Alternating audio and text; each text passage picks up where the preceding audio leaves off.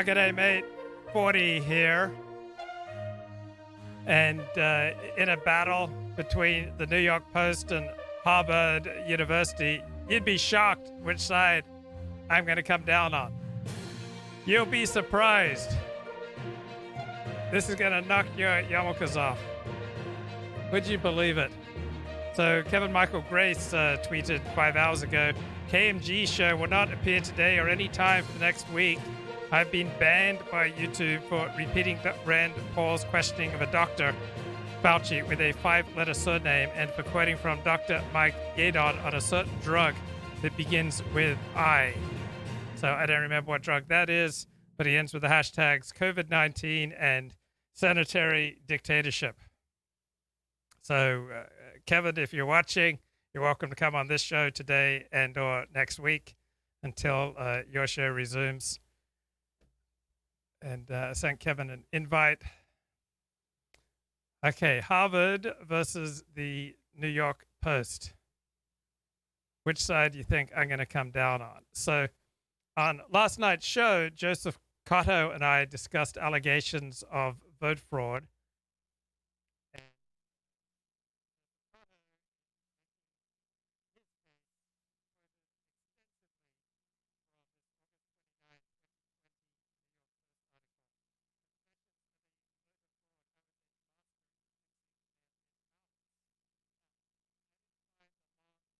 Whoa.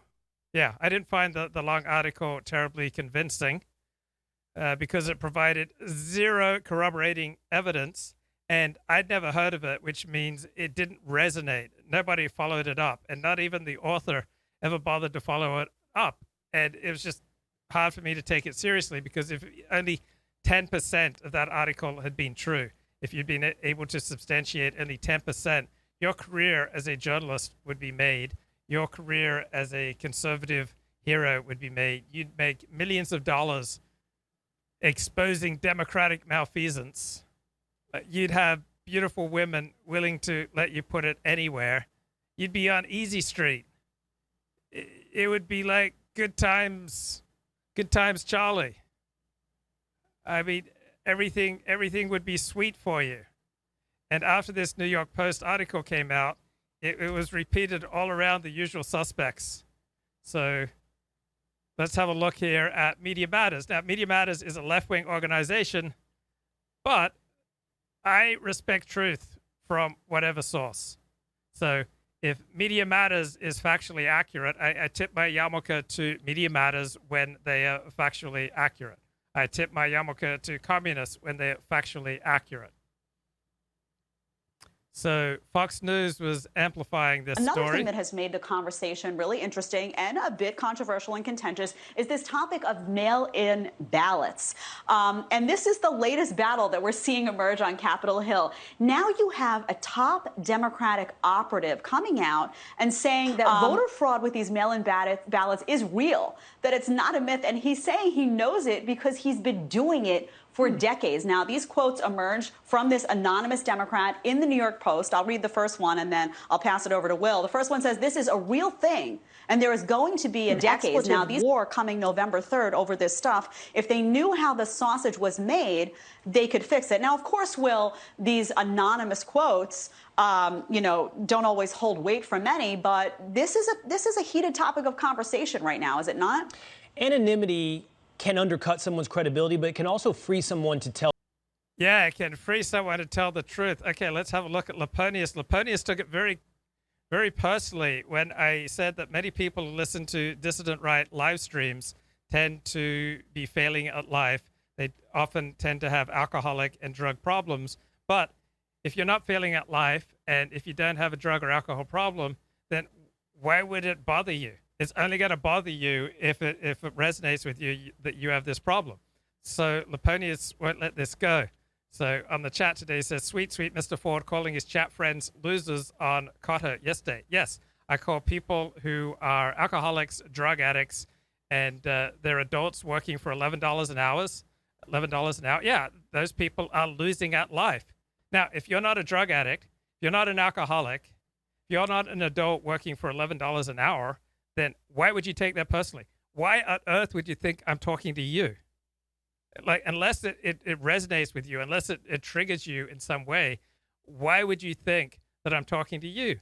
And yes, I've been out on the streets, the tough, mean streets of Beverly Hills and Los Angeles. And I've had people say, oh, I watched your show and it really pissed me off when you talk about how many alcoholics and drug addicts and losers on the distant right. But finally, I got around to looking at myself. I recognized that I'd been getting high and getting drunk for the last couple of years. And my girlfriend broke up with me because I was always drunk and high. And so I finally got into Alcoholics Anonymous. I got into Marijuana Anonymous. And now I want to thank you. Luke Ford Show is the most dissident failing at life show I listen to. Doesn't bother me. Speculating on people's motives bothers me. It's mind reading at best.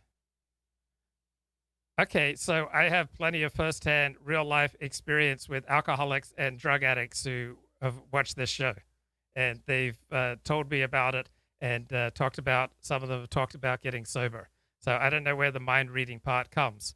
Obviously, if you have a family and you have a full-time job and you have a normal life, you are going to have less time to watch live streams than if you don't. Right? So I have the experience of hosting this show for 3.5 years, and I used to be much more liberal about who could come on. It used to be anybody could come on. And what did I find out of those people who had the time to come on live streams? That they tended to be drunks and drug addicts and losers. Right? They tended to be on disability. They tended to be earning something like $11 an hour at an auto shop. Thank you, a very specific example. So there's no mind reading here, bro. This is firsthand experience, both in real life and on this show. So I might know a little bit about my audience because I have probably more interactions with my audience than you do. Dude, I don't drink a drop. I've never gotten high, and I don't make $11 an hour, so it's not personal for me. I watch your streams at the end of the day, bro, after running a business all day. So, right, there's no reason why you take that personally. But people who have more time to watch live streams, generally speaking, they're less likely to have a job that absorbs them and a family that absorbs them. Now, obviously, some people who watch the show have jobs and families that absorb them, but a disproportionate don't, as I've learned from the first-hand experience of having, probably 100 people who've come on this show, over 100 people over the past 3.5 years, and then meeting people in real life and then hearing from people either via DMs or on the phone or email or meeting up with people in real life. So I think I know a little bit about the audience. So George Hawley, the university professor who wrote 2 books on the alt-right, his first book, he expected the alt-right may well be on a trajectory to become the most powerful right-wing movement in the United States, overtaking the conservative movement. But he quickly realized he was wrong. Why did the alt-right not go on a trajectory to overtake the conservative movement as the dominant right-wing movement in this country? Because of the poor quality of its adherents, the high levels of social dysfunction. And you saw this after Trump took office. The alt-right overwhelmingly spent far more time attacking each other than attacking the movement's enemies. This is dysfunction. What type of people are dysfunctional? Right? Do you think you've got high-earning people with families, but just when it comes to alt-right politics, they're dysfunctional? No. If you're dysfunctional in one area of your life, you're probably dysfunctional in all sorts of areas of your life. The total dysfunction of the alt-right after Trump took office how it just fell apart, how they just went at each other's throats, how this person's feuding with this person. All right, you don't see that with Black Lives Matter. You don't see that with Antifa, because Antifa and Black Lives Matter, these are coherent organizations that apparently provide some sort of social community where people are more likely to bond over shared values and to work on them, as opposed to trashing each other. So the obvious dysfunction of the alt-right, you think that just manifested in the political sphere? But aside from like online internet feuding, they had it together, bro. You think, oh, aside from that, they were hanging with family, and they were moving ahead in their professional careers, and they had upstanding roles in their communities, and they were getting on with their educations. No, it was a symptom of widespread dysfunction. Someone who comes on this show and is gratuitously nasty, they're not just going to be gratuitously nasty on this show. They're going to be gratuitously nasty all throughout their lives, right? You got a problem in one area, you very likely have that problem in many, many areas of your life. So you come on this show and you start feuding unnecessarily. You think that's just a manifestation on this show. There's no connection. The internet's not real, bro. Well, the internet's very real. The internet is a part of the real world, and your behavior online reflects who you are in real life. So I've said many times that I have enjoyed meeting up with many people who watch the show or participate in this show. So there are some very good people in the audience, but I also recognize that much of the distant right is simply dysfunctional. Alt-right are losers who are targeted by the DOJ. Oh, so it's only because of the Department of Justice. Otherwise, these guys would be hanging together. It's only because of the Department of Justice that Richard Spencer and Greg Johnson and Matt Heimbach and Jason Kessler and Matt Parrott. It's only, dude, you realize it's only because of the Department of Justice that Matt Heimbach was banging his mother-in-law. It was the Department of Justice, bro. They forced Matt Heimbach to bang his brother-in-law and then mother-in-law, and then when his father-in-law found out about it and Heimbach choked him out, that's only because of the Department of Justice, bro. And Eli Klein, Elliot Mosley, what was his name? The guy who was claiming stolen valor, that he'd been spilling jihadi blood in the Middle East, and turned out he'd not been in service in the Middle East. So total fraud, who'd moved in with this girl, Samantha, and then wouldn't get a job because he just wanted to be a thought leader on podcasts.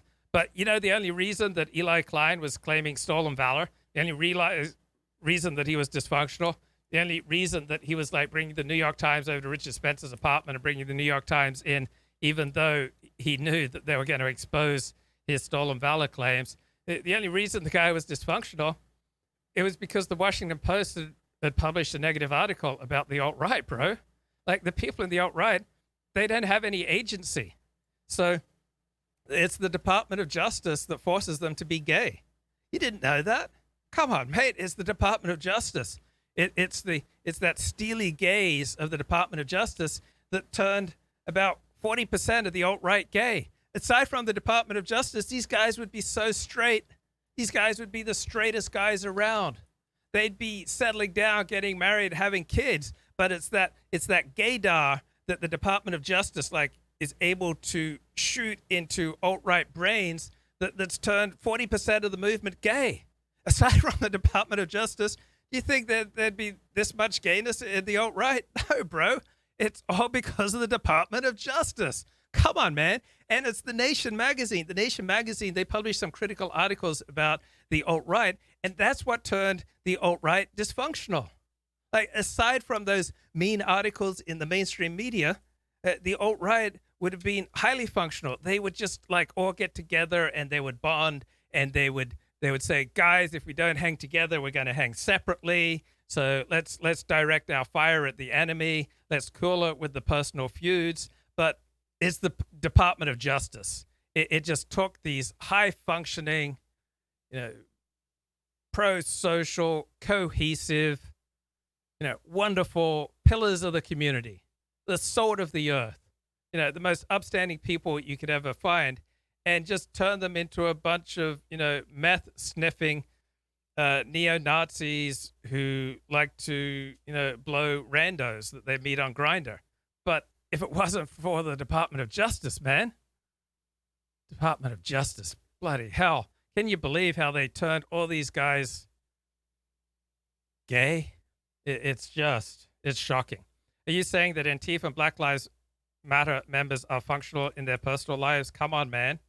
I don't know, but they certainly don't demonstrate the dysfunction that the alt-right has shown. Can we have kosher on Pico Boulevard, bro? Says, yes. Come on, Ford. Who is gay in the alt-right? That's the point. You'll never know the personal stories of Antifa members because the press won't do exposés on them. Yeah, it has nothing to do with Antifa being relatively cohesive. It's just that the Department of Justice is not shooting their antisocial x-rays into the mind of Antifa so that they're less likely to turn on each other, right? Antifa, Black Lives Matter, and alt-right, none of them have any agency. They're all just products of the system, bro. It's the system that's doing this. You can't fight the system, bro.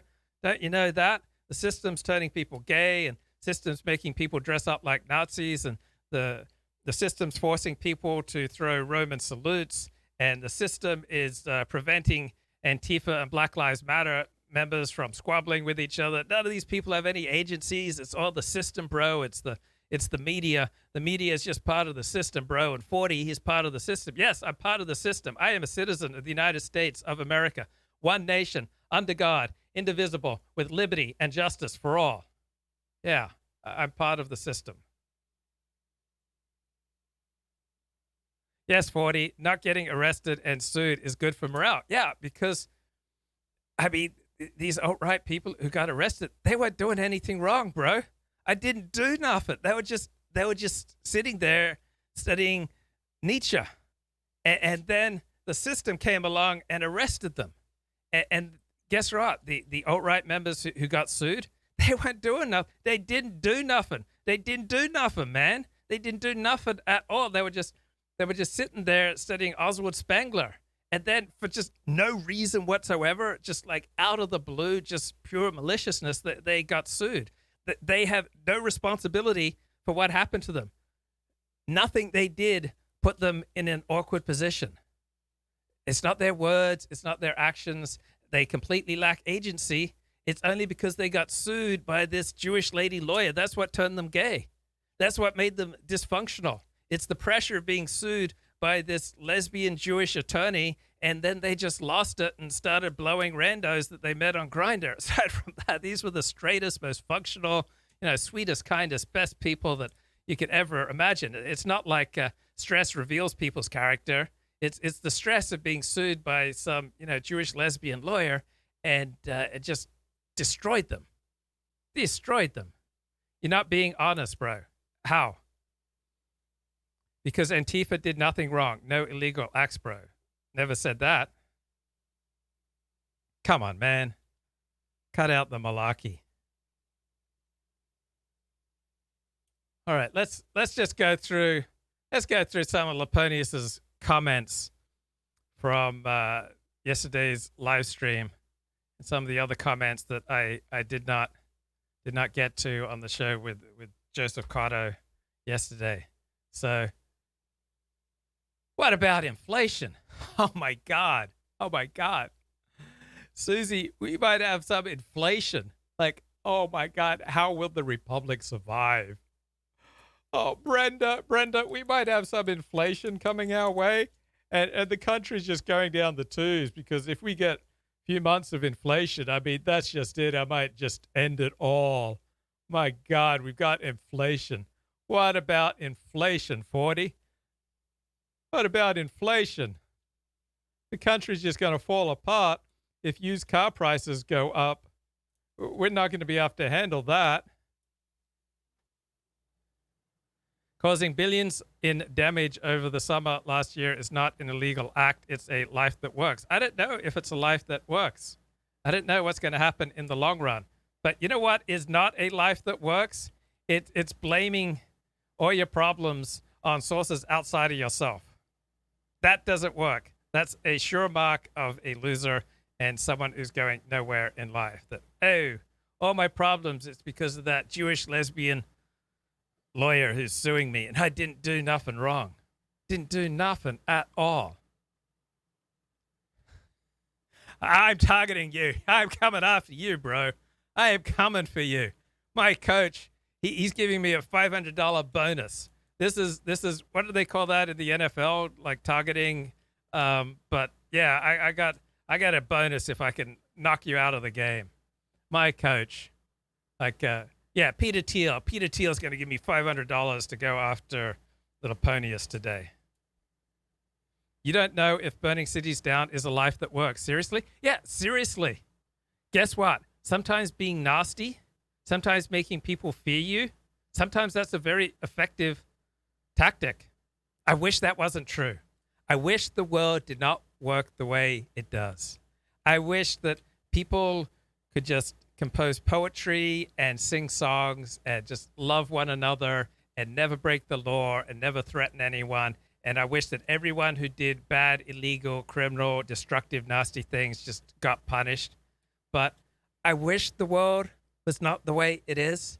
But I did not create the world. I just observe it. And yes, sometimes being nasty, sometimes doing illegal things, sometimes that's very effective. And sometimes it's ineffective. I wish that wasn't true. I wish the world was different than the way it is. But I'm just looking out the window at reality, and you'd have to say right now that there's a good chance that Black Lives Matter, Antifa, and the billions and billions of dollars of damage that they did in 2020, that may very well turn out to be a socially effective and politically effective tactic for them. And it may well be a socially and effective political tactic until a certain point when it massively backfires on them. I don't know. I'm just looking out there at reality and just trying to share with you, as you share with me, what I see. The Department of Justice has nothing to do with the effectiveness of Antifa. I'm sure it probably plays a role, but I'm not going to say that the decisions of individual Black Lives Matter, Antifa, and alt-right members have nothing to do with their status. Not even riffing off the news. Is this the Malarkey cast? So yeah, sometimes burning things down is a socially effective, politically effective thing to do. I wish that wasn't true. I wish violence never worked. Sometimes it does, and sometimes it doesn't. But oh my God, we got inflation. Like how can 40 have some optimism about America when we've got inflation? I mean, come on. Isn't it time that President Biden just scraps his economic agenda because Americans are rushing to buy used cars, bro? I mean, we've got inflation. It's time for Biden to just scrap his whole agenda because the price of used cars is going up. So we've had a spike in the inflation rate, right? It's the first time since 2011 that it's gone above 4%. So does this unexpectedly high inflation mean the economy now has less room to run than the Biden administration, the Federal Reserve, had assumed? I'm looking here at Paul Krugman's column in the New York Times. I mean, do we have to have Biden scale back his spending plans? Does the Fed need to consider raising interest rates? I mean, are we looking at 1970s stagflation? No, there's no reason to believe that this inflation is going to be like 1970s stagflation. Right? We don't have that underlying situation. It looks like a temporary blip, reflecting transitory disruptions as the economy struggles to recover from pandemic disruptions. So Paul Krugman says it's a bad idea for policymakers to panic in the face of such a blip. So there was a surge in consumer prices in late 2010 into 2011, driven mainly by rising prices of oil. Consumer prices hit 3.8%. And Representative Paul Ryan was grilling Ben Bernanke, intoning there is nothing more insidious than a country can do to its citizens than debase its currency. But Ben Bernanke refused to be rattled. The Fed stayed focused on core inflation. So that's a measure that excludes volatile food and energy prices. and that the Fed rightly considers a better gauge of underlying inflation than the headline number. The Fed's cool head was vindicated. Inflation quickly subsided. The dollar was not debased. Politicians elsewhere were not so level-headed. So the European Central Bank panicked, raised interest rates despite very high unemployment, worsened the country's burgeoning debt crisis. So it's not time to panic. This is just not going to be an entertaining show because every other live stream tells, it's time to panic. We got inflation. It's time to panic. We're just going down the tubes. All right, we're going to have a weird recovery. We're going to have some bumps, but we're not heading for stagflation right now. I mean, but what the heck do I know? I didn't even finish my BA degree from UCLA in economics. Tell the truth. It's a double-edged knife, if you will, the cloak of anonymity. What you might get is detail. Detail that someone feels free to share with you, like this. This whistleblower, this former Democratic operative, explained how mail-in balloting fraud would work. He says, you'd have a postman who's a rabid anti-Trump guy, and he's working in Bedminster, some Republican stronghold, and he can take those filled-out ballots, and knowing 95% are going to go to Republicans, he can just throw them in the garbage. Pete, what this says to me, it really isn't a partisan issue. Although this is a Democratic operative, and that's an important note. If you are a Democrat, you would be concerned about this as well because it shows the vulnerability of mail-in balloting. There's a reason that we have all these protections when you go to the ballot box. Overseers, making sure you're free from influence, making sure it's a pure ballot. None of those exist when it comes to mail-in balloting. Yeah, but it feels a lot like a partisan issue, I got to be honest with you, Will. The Postal Service Union endorsed too. Joe Biden. Who always wants to make sure there isn't voter ID? Democrats. Who are the ones that want to expand mail-out balloting, where you push ballots? Who never wants to clean voter rolls of people who are dead or who have moved? Democrats. So it feels like loosening of the rules is a partisan thing on one side of the aisle, whereas Republicans are saying, we think you should have an ID to vote. We think you should be able to absentee vote, but not push votes out. We're open to making more robust in-person voting so you know that your ballot is being cast. And this is concerning because it's just individuals. It's also ballot harvesting. Here's one more aspect of what they did in the New York Post. There are nursing homes where the nurse is actually a paid operative, and they go room by room to these old people who still want to feel like they're relevant. They literally fill it out for them. And again, the conflation is often made of absentee balloting, which is different. You have a chain of custody with one individual, and mail-out balloting, where you're sending out ballots to post office boxes, hoping the people live there, the kids are not at college, they haven't moved on, someone hasn't passed away, and then not having full accountability on what comes back. That worries people, and the president, rightfully so. Pete, you're right that one political party stands to benefit from a ballot box that has less integrity to it, that one political party seems to want that integrity loosened up while another wants it tightened down. But I truly believe no matter where you are, no matter who you are, no matter which way you vote, as individuals, human beings out there, Americans out there, want integrity in their vote, want integrity at the ballot box. And what I'm saying is, I think this issue should be alarming for you no matter which political party you belong to, as long as you care about integrity of your ballot, Jedediah.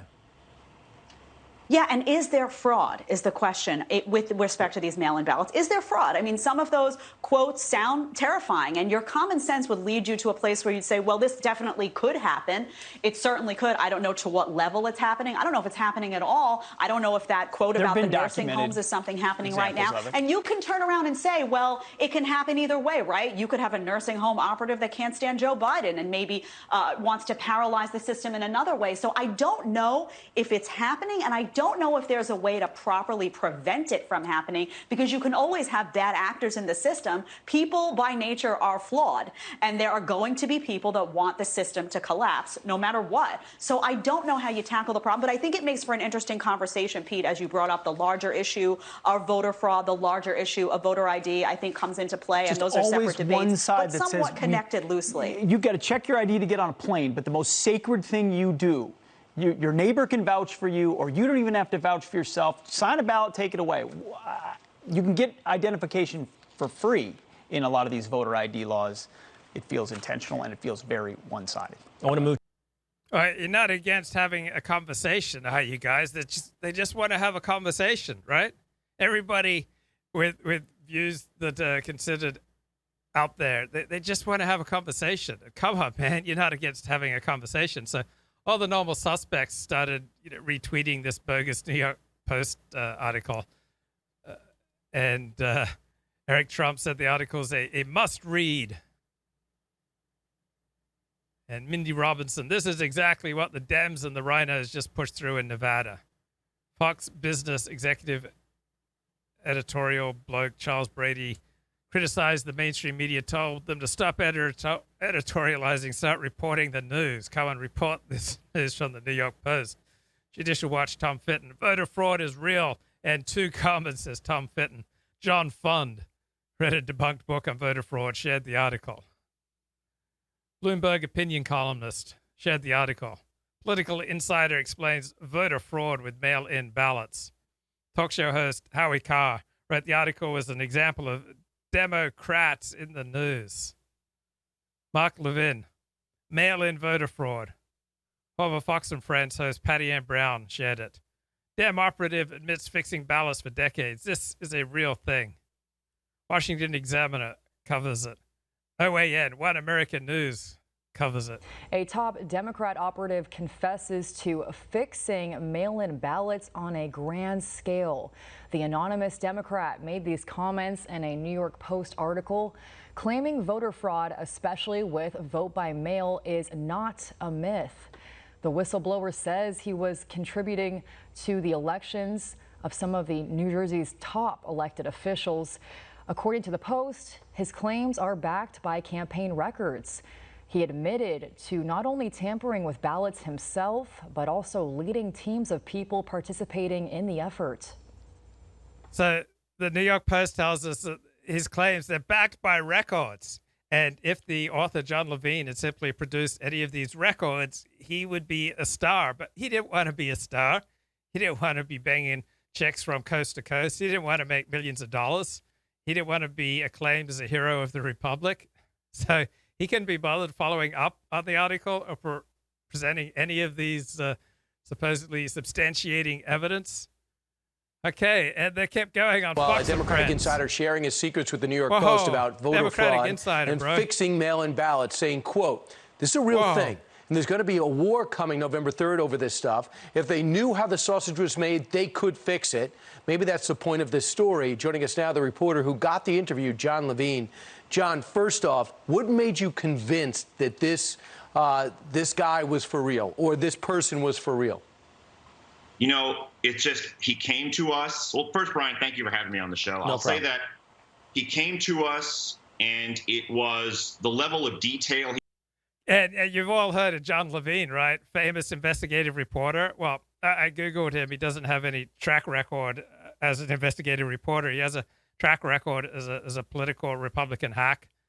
He was able to offer, and the story he was able to tell. And he came to us with a great story, guys. It's just, the story just had so many details. It just had to be true.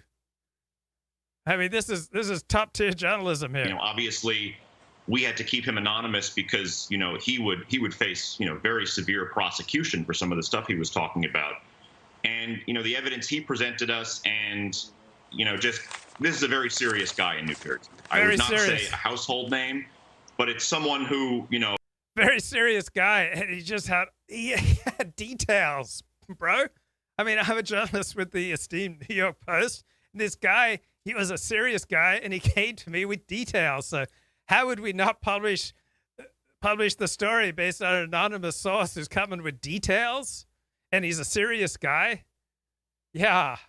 Oh, you could see he has a very long track record. You could see it. You could just see he had a long track record. He had details, and he was a serious guy. With some of the biggest politicians in that state, up and down. And, you know, once he started talking, and once it sort of came from the horse's mouth, it was both. It was revealing, but also chilling, I would say. It was revealing and chilling when this guy started talking, because you know what he provided? He provided details. And it was just so revealing and so chilling that this dude came along who's a very serious dude, and he came with details. Like, who among us can say that he would be impervious to some serious dude coming to us with details? I mean, it's amazing that this did not turn John Levine gay. I mean, he's a serious dude coming to him with details. Must have been so exciting. So we see what you right. I mean, it flawed me, and then it wasn't surprising to see the Fox and Friends Weekend do it and talked about your story. It was on Sunday's New York Post. So you talked to this anonymous source, and he says not only has he done it himself, he trains others to do it in New Jersey, Pennsylvania, as well as New York.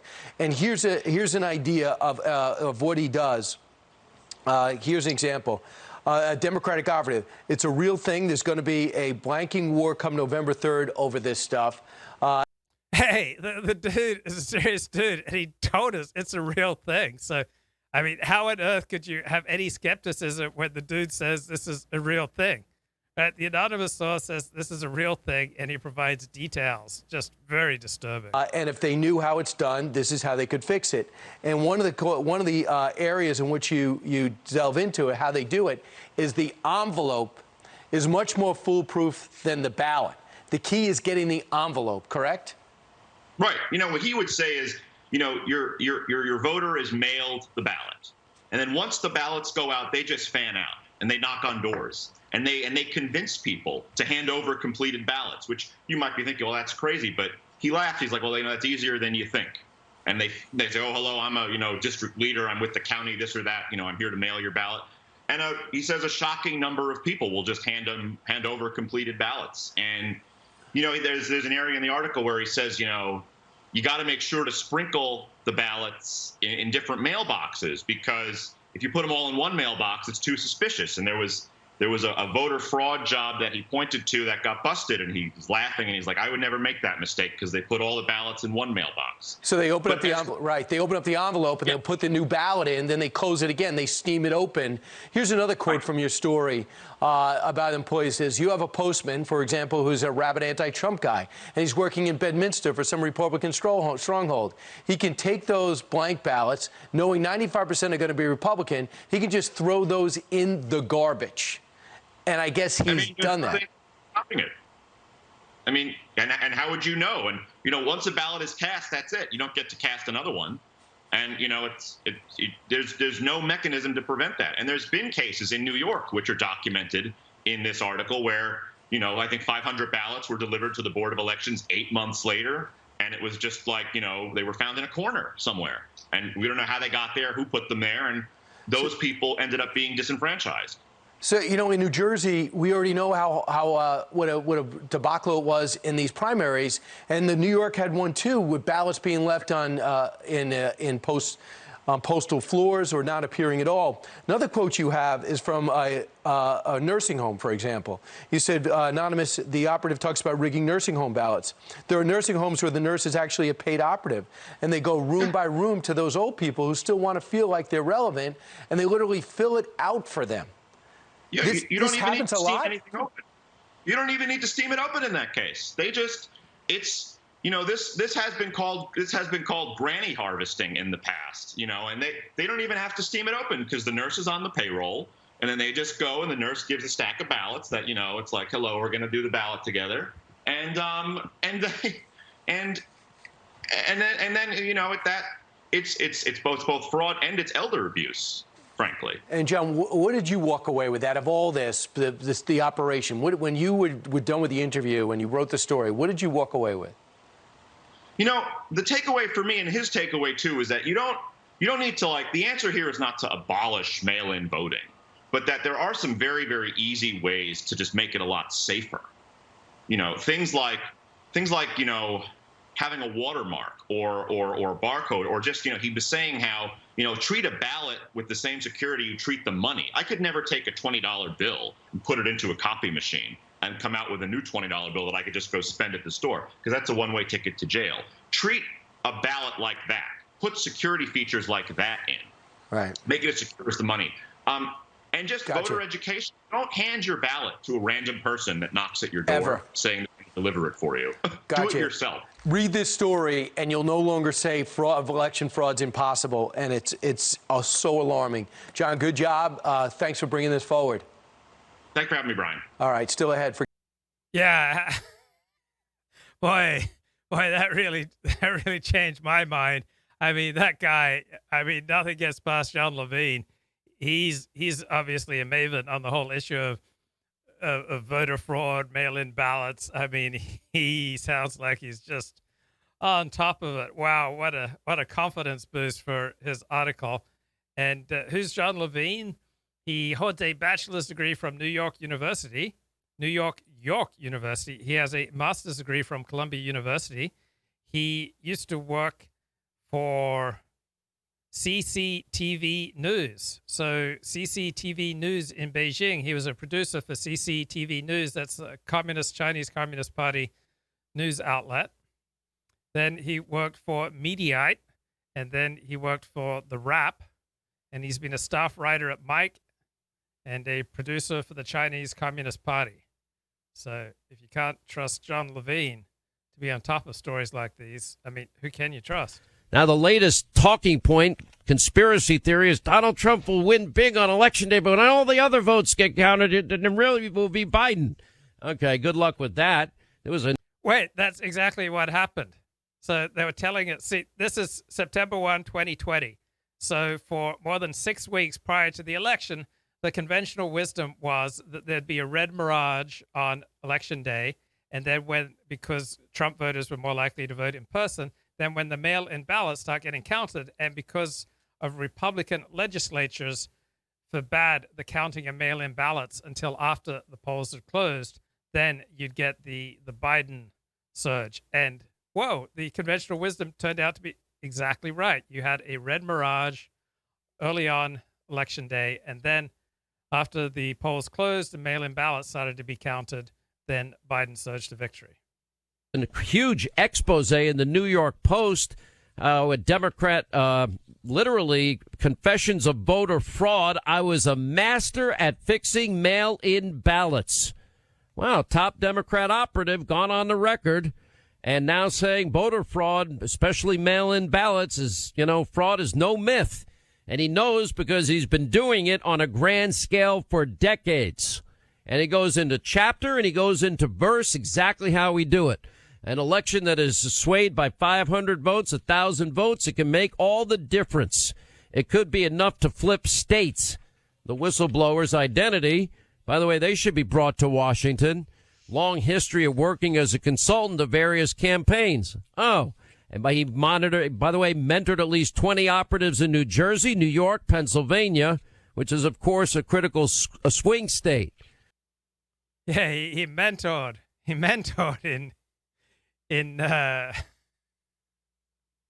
some of the finest spas in New York City. He was mentoring these young men. And so you can see how credulous much of the right-wing media is. Like, sometimes the left is right about the right, and sometimes the right is about the left.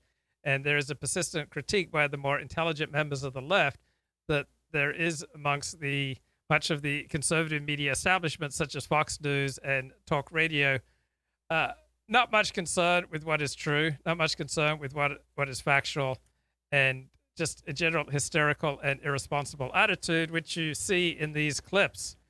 And Tucker Carlson is frequently awesome and frequently irresponsible. So we have more bad news for you. The president apparently is still stealing mailboxes across the country. Democrats are convinced that's happening. They're close to cracking the case. By the way, they're also completely sure that there's no risk whatsoever of nationwide mail-in balloting. They say that's a conspiracy theory. But now, a Democratic Party operative anonymously has made a confession. Our own Rick Leventhal has details on that revealing story. Rick? Well, Tucker, as you said, Democrats have consistently dismissed concerns about mail-in ballot fraud as a myth or overblown. But a New York Post reporter says the truth is chilling, that abuse is easy and widespread. Interviewing a Democratic operative who claims he's been fixing or manipulating mail-in ballots in multiple states for decades. The operative spoke on condition of anonymity, fearing prosecution, he said, calling himself a master at fixing ballots, telling the Post some methods are really simple, like sending a team into a neighborhood after ballots are mailed out and then knock on the doors and convince people to hand them over. The operative claims a shocking number of people actually do that, and then they can just throw out the ballots cast for the other side. He says postal workers are sometimes in on the scam, tossing loads of ballots from areas known as Republican strongholds. Another method allegedly targets nursing homes. This has been called granny harvesting in the past, and they don't even have to steam it open because the nurse is on the payroll, and then they just go and the nurse gives a stack of ballots that, it's like, hello, we're going to do the ballot together. And then it's both fraud and it's elder abuse, frankly. Well, the source says he and his operatives did their dirty work in local, state, and federal elections in New Jersey, New York, and Pennsylvania, which, of course, is a key swing state in the upcoming election, Tucker. What a story. Rick Leventhal, thank you for that. What a story. What a story. Thanks, Rick. Thanks, Rick. Wow. What a story. Whoa. Scary. They're stealing our democracy, people. The chat loves hating on Luke, and Luke loves hating on the chat. Okay, so thank God for Harvard University. It has released a 49-page analysis of these types of allegations. And this analysis is called Mail-in Voter Fraud, Anatomy of a Disinformation Campaign. For the New York Post, it is John Levine's reporting on an alleged Democratic operative who anonymously and without corroborating evidence confessed to running a network of operatives across 3 states for many years. Hey, did you guys know that I ran a network of operatives across 57 states? And between us, we've fixed every presidential election since 1980. I just want to confess. I mean, me and my network of operatives. Okay, this dude ran a network of operatives across 3 states for many years and committing practically every one of the acts that President Trump alleged about how voter fraud works. Wow, just imagine that. This really high-powered Democratic operative, he comes forward and confesses to the New York Post that he just happened to commit all the acts that President Trump alleged. Wow, what a coincidence. Now, who was pumping this story?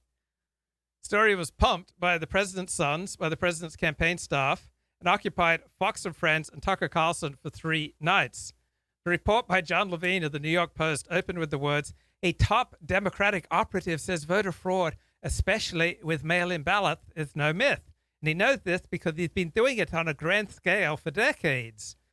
Levine quoted the single anonymous source as asserting that fraud is more the rule than the exception, and that he has led teams of fraudsters, and he's mentored at least 20 operatives in New Jersey, New York, and Pennsylvania, a critical 2020 swing state. The source remained anonymous for fear of prosecution, but he's been mentoring these young men in some of the finest bathhouses in the Northeast, but only because the Department of Justice made him do so. The story read as a list of greatest hits from Trump's allegations over the previous 6 months, but I'm sure that's just coincidental that the story and this operative just come up with, it's just a list of the greatest hits from Trump's allegations, hitting all the high points of the months-long propaganda campaign. It wove in a specific reference to New Jersey, where the Patterson case was a central exhibit in Trump's campaign's voter fraud claim, and asserted there is no race in New Jersey from city council to the United States Senate that we haven't worked on. It then asserted the ease of fraud associated with mail-in ballots. I just put the ballot through the copy machine and it comes out the same way, the insider said. The story then wove in the continuous complaints about ballot harvesting, stating that he would have his operatives fan out going from house to house, convincing voters to let them mail completed ballots on their behalf as a public service. The fraudster and his minions would then take the sealed ballot envelopes home and hold them over boiling water. You have to steam it to loosen the glue, said the insider. They have steam boiler rooms, guys. Steam boiler rooms. Oy vey. He would then remove the real ballot, placing the counterfeit ballot inside the signed certificate and reseal the envelope. The whistleblower then conveniently confirmed the line that postal employees were going to, as Trump had said, just grab a bunch of ballots. The tipster said sometimes postal employees are in on the scam. You have a postman who is a rabid anti-Trump guy. He's working in Bedminster or some Republican stronghold. He can take those filled out ballots, and knowing 95% are going to a Republican, he can just throw those in the garbage. Oh my gosh. In some cases, mail carriers were members of his work crew and would sift ballots from the mail and hand them over to the operative. To complete the tapestry, the story harps on the fears of older voters. hitting up assisted living facilities and helping the elderly fill out their absentee ballots with a gold mine of votes, the insider said. They're nursing homes where the nurse is actually a paid operative. And by golly, they go room to room to these old people who still want to feel like they're relevant, said the whistleblower. They literally fill it out for them. So, the story immediately exploded across the right-wing media ecosystem with attention directed to it energetically by the Trump family and campaign. President's sons, Donald Jr. and Eric Trump, tweeted it out, as did Trump campaign communications director Tim Murtaugh and deputy communications director Zach Parkinson, alongside various Fox contributors and veteran conspirators Jack Posobiec. Jack Posobiec tweeted it. The story alleged a widespread systematic fraud operation operating across multiple states for decades and involving at least 20 operatives, yet it relied on a sole anonymous source. While Media Matters published a criticism of the article's method and its reporter, no mainstream media outlet was willing or able to pick up the mantle and seek to confirm or refute these remarkable accusations. The story remains unconfirmed except for repetition on Fox News Online, on Fox and Friends on both Sunday, August 30th, Monday, August 31st, on Tucker Carlson on Tuesday, September 1, and on online media like the Washington Examiner and the Daily Caller, itself reporting on the Tucker Carlson report. On Facebook, the Breitbart repetition of this story gained more engagement than versions elsewhere in the right-wing media ecosystem. So the more the story's picked up, that just shows how true it is, guys. Given the momentous allegations, it's hard to imagine that no reporter in a traditional media outlet looked into this. One has to assume that no one found corroboration despite the supposed widespread conspiracy that this practice would require. Also that no one was able to specifically refute it given that the source was anonymous. Levine, too, did not add any follow-up reporting with more evidence or more details. It is hard to credit the story as true based on a single report in a Murdoch-owned tabloid alleging a widespread, many-participant, years-long criminal conspiracy carried out over several states, self-based on a single anonymous source and offering no supporting documentation. If the story is untrue, it is also impossible to tell whether Levine is the perpetrator or a willing victim of someone else's information operation, and if so, whose? What is clear is that in the propaganda feedback loop that has increasingly characterized the right-wing media ecosystem for the past 3 decades, well, you could say the same thing about large parts of the left-wing media ecosystem. And for a Trump campaign that has long been pushing every element of this narrative, this was a story too good to be checked. When President Trump concluded his performance in the first presidential debate, September 29, 2020, he reiterated the false claim that mail-in ballots were subject to mass election fraud. He cited this concern to justify his refusal to commit to accepting the results of the election should he be defeated. This assertion capped a 6-month-long disinformation campaign waged by the president and his party against expansion of mail-in voting during the pandemic of 2020. So I guess I have to side with Harvard University here. Come on, do it fruitier, 40. Do it fruitier. Okay, I wonder what's going on with that German dude in Venice. German in Venice. How can we pass off? Oh, jawohl, you shall pay attention. Fire right here. And this is what happened today. Another big fire. Burned like at least 5 tents.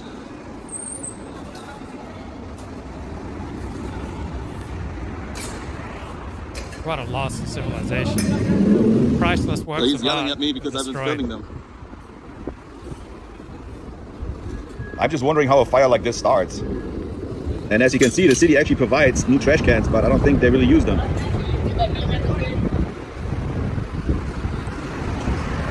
Channel 7, Eyewitness News. The place where the fire was, that was in Culver City, the 405, underneath the bridge. And this is literally like a few blocks from the beach here. And the people that own this place, you can see in between, they have all those cactuses right there. And they were hoping the homeless people could not set up there, but they kind of like set their tent up and everything around it.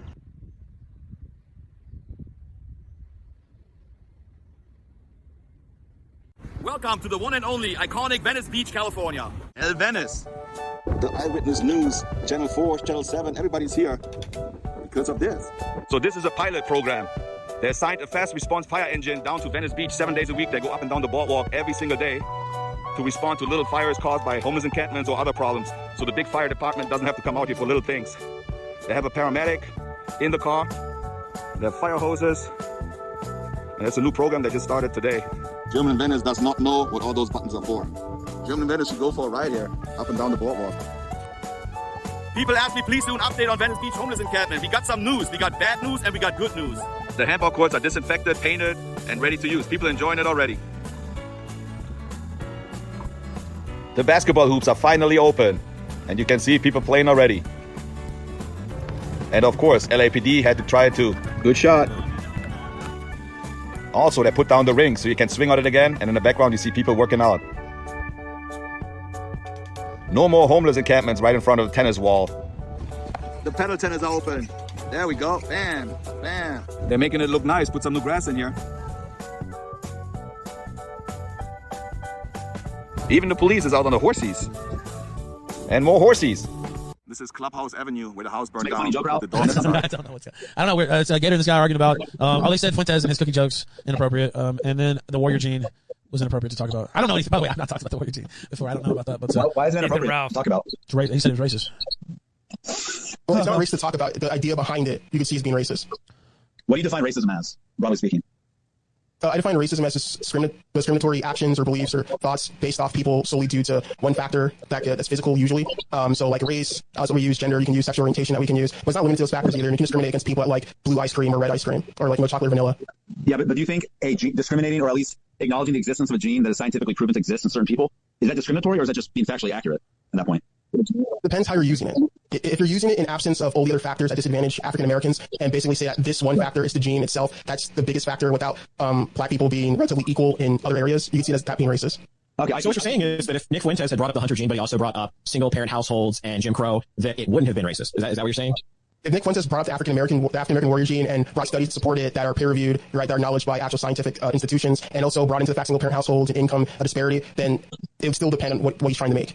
But it is a proven fact, however, that African Americans do have higher testosterone levels than their other racial counterparts. That is a fact. That is a scientific fact. Okay, but it still depends on what he's trying to argue. Right? If he's arguing that, well, these are all the reasons why, and that we can fix these reasons by X, Y, and Z policy, then I wouldn't see that being racist. But his argument was against immigrants. He's including African Americans as immigrants. Okay, but I think that's also fair, too, because there's a large segment of African Americans that are immigrating into this country from places like Somalia. We see that in Minnesota. Their demographics have been completely shifted. So, Nick Fuentes cracking a joke about African American immigration, I think it's perfectly appropriate.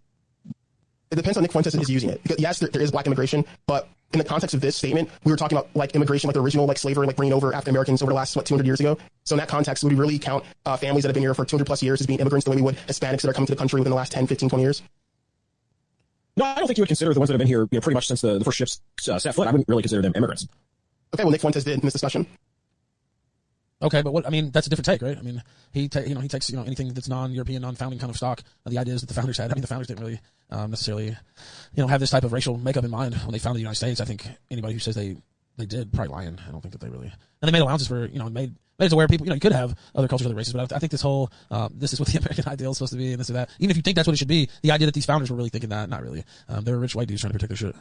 Yeah, I understand that argument, but Nick Fuentes is a person that advocates for a super white majority. And this is where I really think he loses a lot of people, because it's not really the race of someone's skin that should inherently tie what values or beliefs you think that they have or come into the country with. It's the beliefs themselves. Oh, I want to say this. Somebody said, what's wrong with that? Nothing. I didn't say there was anything wrong with it. Matter of fact, nothing's wrong with it. That's natural to want to be, when you get wealth and you want to protect it, right? I wasn't saying that in a derogatory People manner. have a similar mind, people have a similar heritage, tend to cluster together because they feel safer in numbers. We see this phenomenon happen with white people, with Asian people, with subgroups. Japanese want to be around other Japanese. Chinese people want to be around other Chinese people. Irish people want to be around other Irish people, and that's where you get these like Chinatown, for example, because they want to be around people that are like them. It's really only in modern times have we come up with this idea that everything has to be, this mixed bowl, everything has to be, intermingled together. And I think Nick Fuentes is trying to argue that we need to go back to people, having their own communities and building their own communities and stop having politicians try to play this game of, let's stir the pot.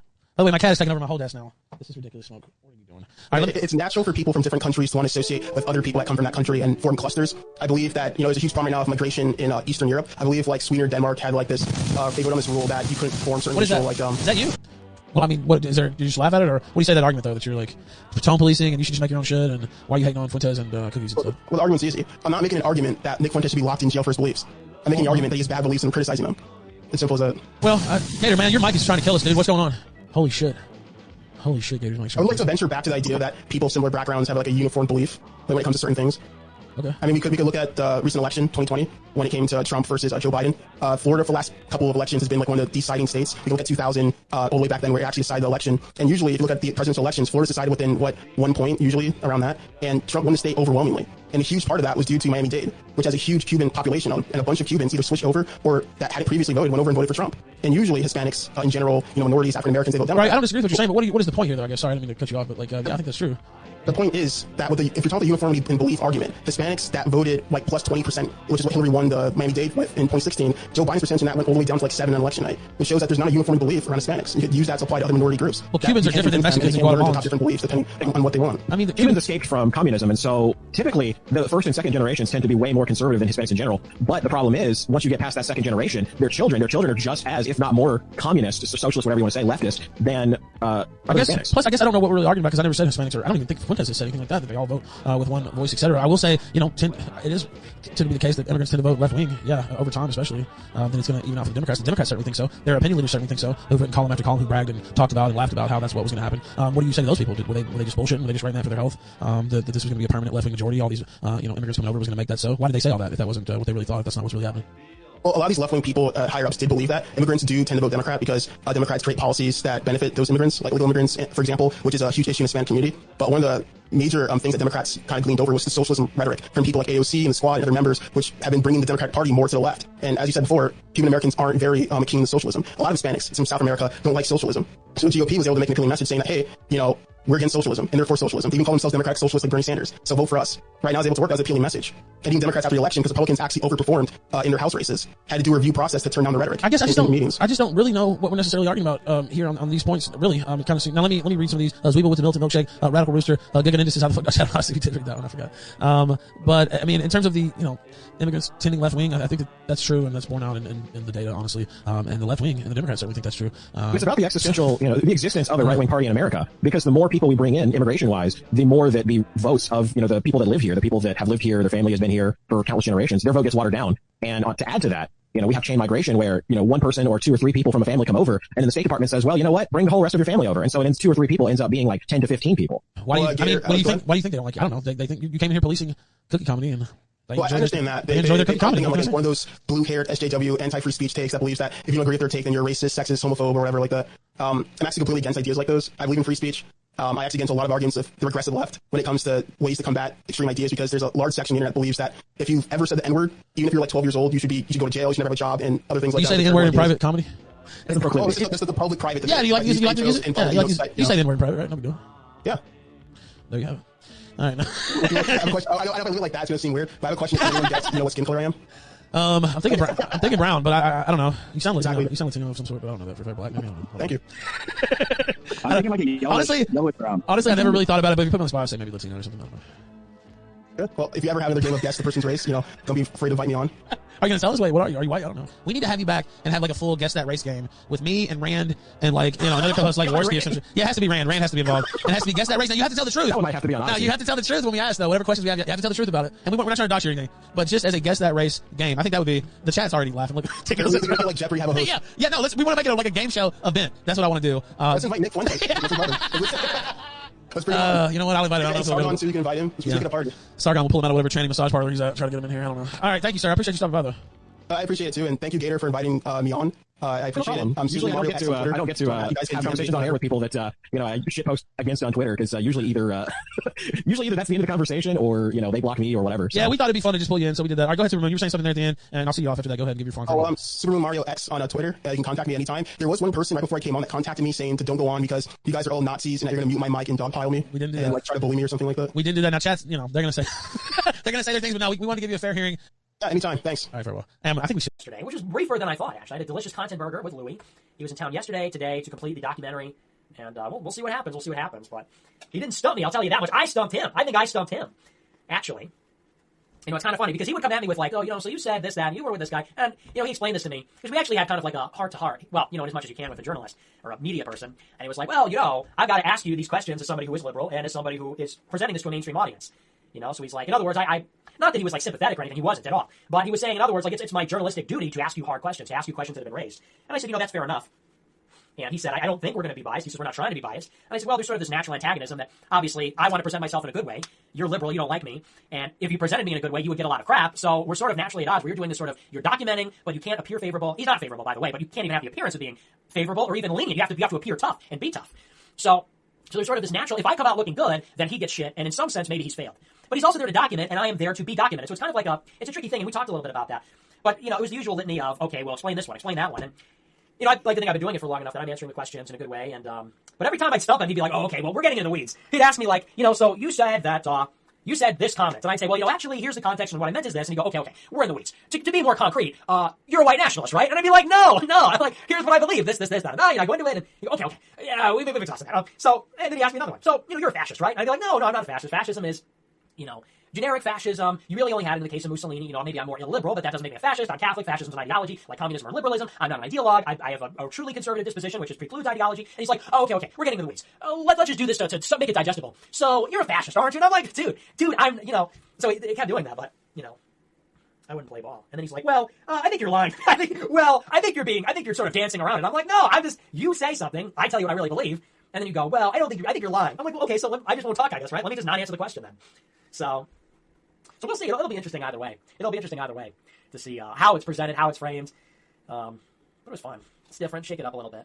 But it's just tiring because, you know, I feel like people don't want to have a conversation. They want to, and I guess like a journalist has to interrogate, because I'm a really smart operator. I'm a real political guy. So you almost have to play devil's advocate for it to even be fair. I wish it was more about ideas rather than like, well, you said this and you're this. Like, I'm far less interested in debating what I'm called or what I said in the past than like, well, what are your beliefs and justify that? Well, you believe this. Why? Rather than, you said this, so doesn't that make you this arbitrary label that, you know, is like illegal now? You know what I mean? So that's the part where it gets a little bit, it's like, is this really the conversation that is interesting? To me, what would be interesting is like, here's a guy who's thrived on all these alternative platforms, captured the imagination and inspired thousands of young people, is clearly having an impact and changing the conversation while saying things that are seemingly contradictory. Sort of like break that dissonance down. At once you're supposed to be this extremist, psycho, Nazi, whatever, but at the same time you're winning hearts and minds. You know, explain this sort of emergent phenomenon. I mean, to me, that would be the documentarian question. But instead it's like, so you're a white nationalist, aren't you? You talked to a white nationalist once. Well, white nationalists like you. Oh, they don't? Well, white nationalists seem to think they're one of you because they don't like the media. Well, he made fun. I said that to him, by the way. I said that to him, and he was like, hey, I don't talk like that. I'm like, okay. He's like, I don't think I talk like that. I don't think I talk like that. So, anyway, but it was fun. We'll see. I can't wait. So whenever these things go on, I tune in. I'm like, oh boy, there I am. Look, Gary, there I am. Hey, you're Bran Flakes. Look, Gary, there I am. And it's always good content, though. That's the thing, because everybody was like, don't do the documentary. Don't do it. They're going to do a hit piece. I'm like, you know, I take the Trump sort of strategy of take care of the downside, upside takes care of itself. If you prepare for the worst, then you're good, right? In other words, if you assume the worst and prepare for the worst, then you don't have to worry about anything. So, in other words, I'm like, okay, I expect this to be practical, to be a total hit piece, totally biased, slanted, edited, you know, blah, blah, blah. And I'm like, well, what's the worst that's going to happen? They're going to present something biased? Yeah, hello, welcome to my life. The difference is that at least I get to answer. The way that I see it, when media reports on me, it's one-sided. You know, when they do these articles about me, it's like, well, Nick Fuentes is a da-da-da, and he said this, and he's a bad guy, right? And that's what people are reading regardless. If people are reporting on me regardless, they Google me and they see white nationalist, Holocaust denier, cat boy, Hispanic, you know, right? I mean, they find all this bullshit. And at least with the documentary, it's like, well, you're going to get all the same stuff that they smear you with normally. But at least in a documentary, you get face time. You get your side of the story in there too. And yeah, it's not fair.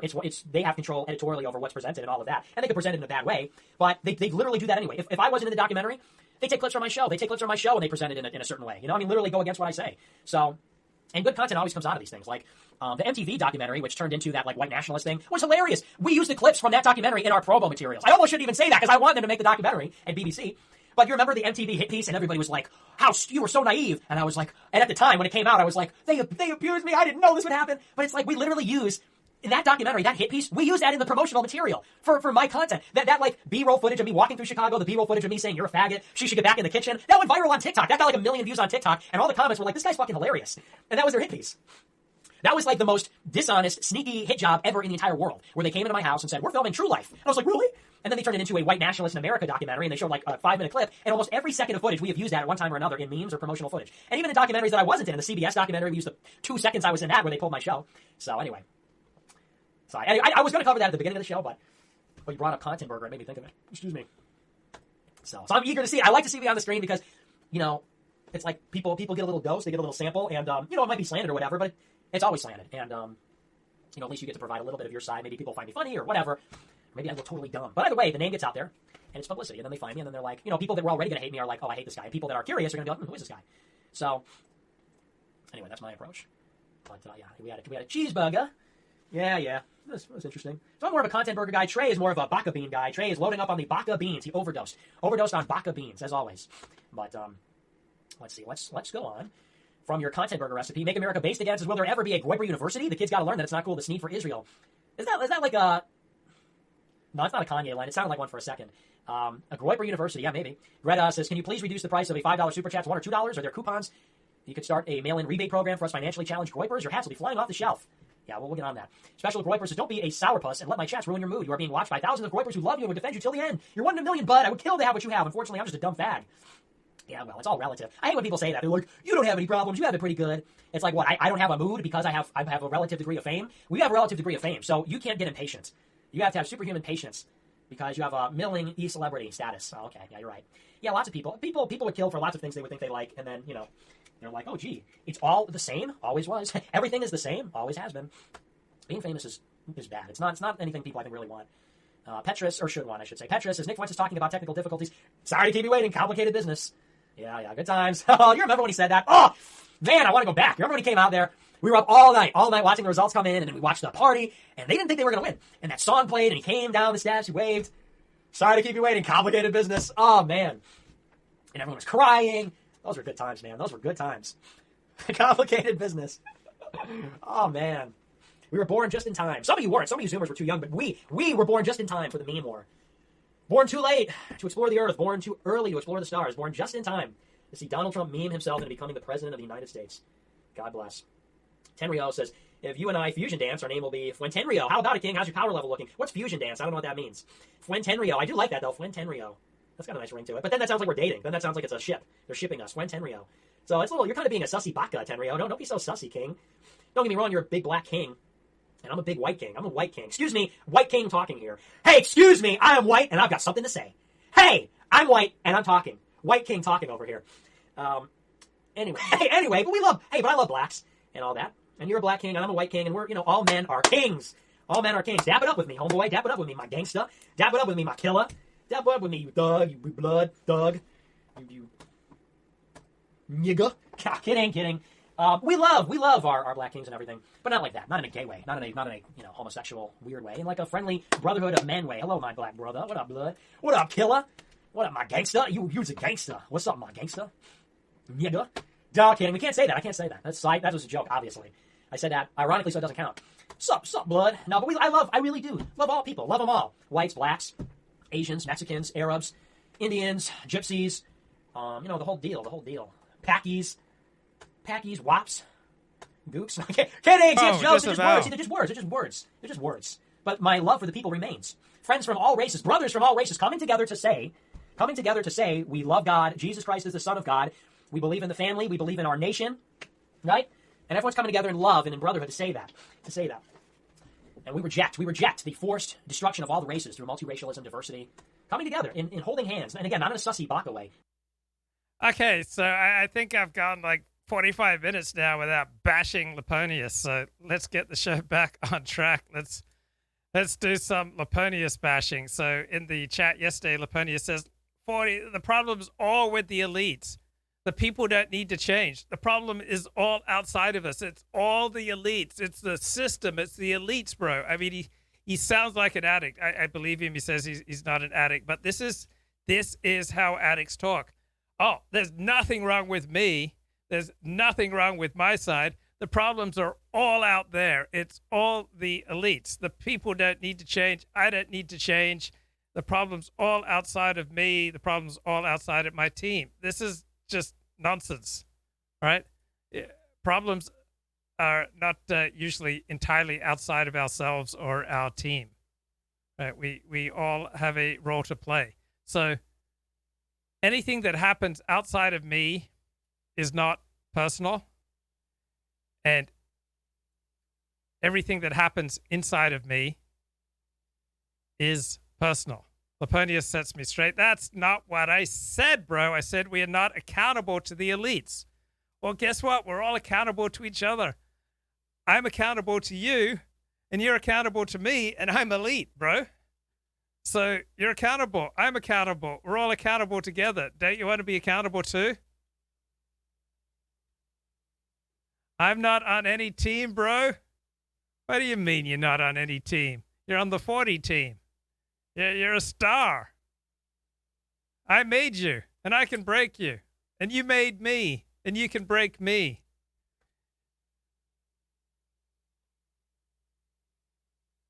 Okay. Let me try to pull it together. Oh, I was going to say some very deep and meaningful things here. I got distracted, but we're an hour and 20 minutes or so into the show, and I haven't yet told you that I'm a very respectable man. I was Hustler Magazine's Asshole of the Month. So Wall Street Journal has a good essay, The Reality Behind the Dream of Total Freedom by Sebastian Junger. A walking trip with friends reveals the deeply American appeal of independence and the truth about how much we need one another. I need you. You need me.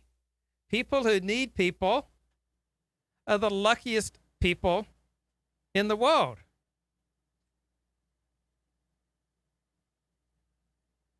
Okay, so back when we were living on the frontier, you thought, oh, the people on the frontier, they had the freedom. They weren't accountable to the elites. Well, the closer you got to the frontier, the more danger you were in, and the more you needed your neighbors for survival. The more dangerous it gets in the United States of America, the more we're going to need each other for survival, bro. Right? So it's not a matter of following like the government's rules or the elite's rules. We need to follow common sense rules. So any man on the frontier who refused to fight during an Indian attack was shunned by the entire community. Even failing to carry a rifle and a tomahawk was cause for censure. Crimes were adjudicated by an ad hoc tribunal of neighbors. Punishment for most transgressions was flogging and banishment. And we still do flogging and banishment here. So you don't carry what you're supposed to carry, right? You're not bringing a rifle and a tomahawk with you. Well, you're going to get flogged and banished. There was neither law nor gospel. In a sparse population, that's us. Like, we're not big time like the Kevin Michael Grace show, right? We're not big time like the Joseph Cotto show. We're not big time like Jean-Francois Garrepi or Nick Fuentes, right? We are a sparse population like those blokes who lived on the frontier, right? So all members of this community are known to each other. Every man capable of bearing arms is valuable.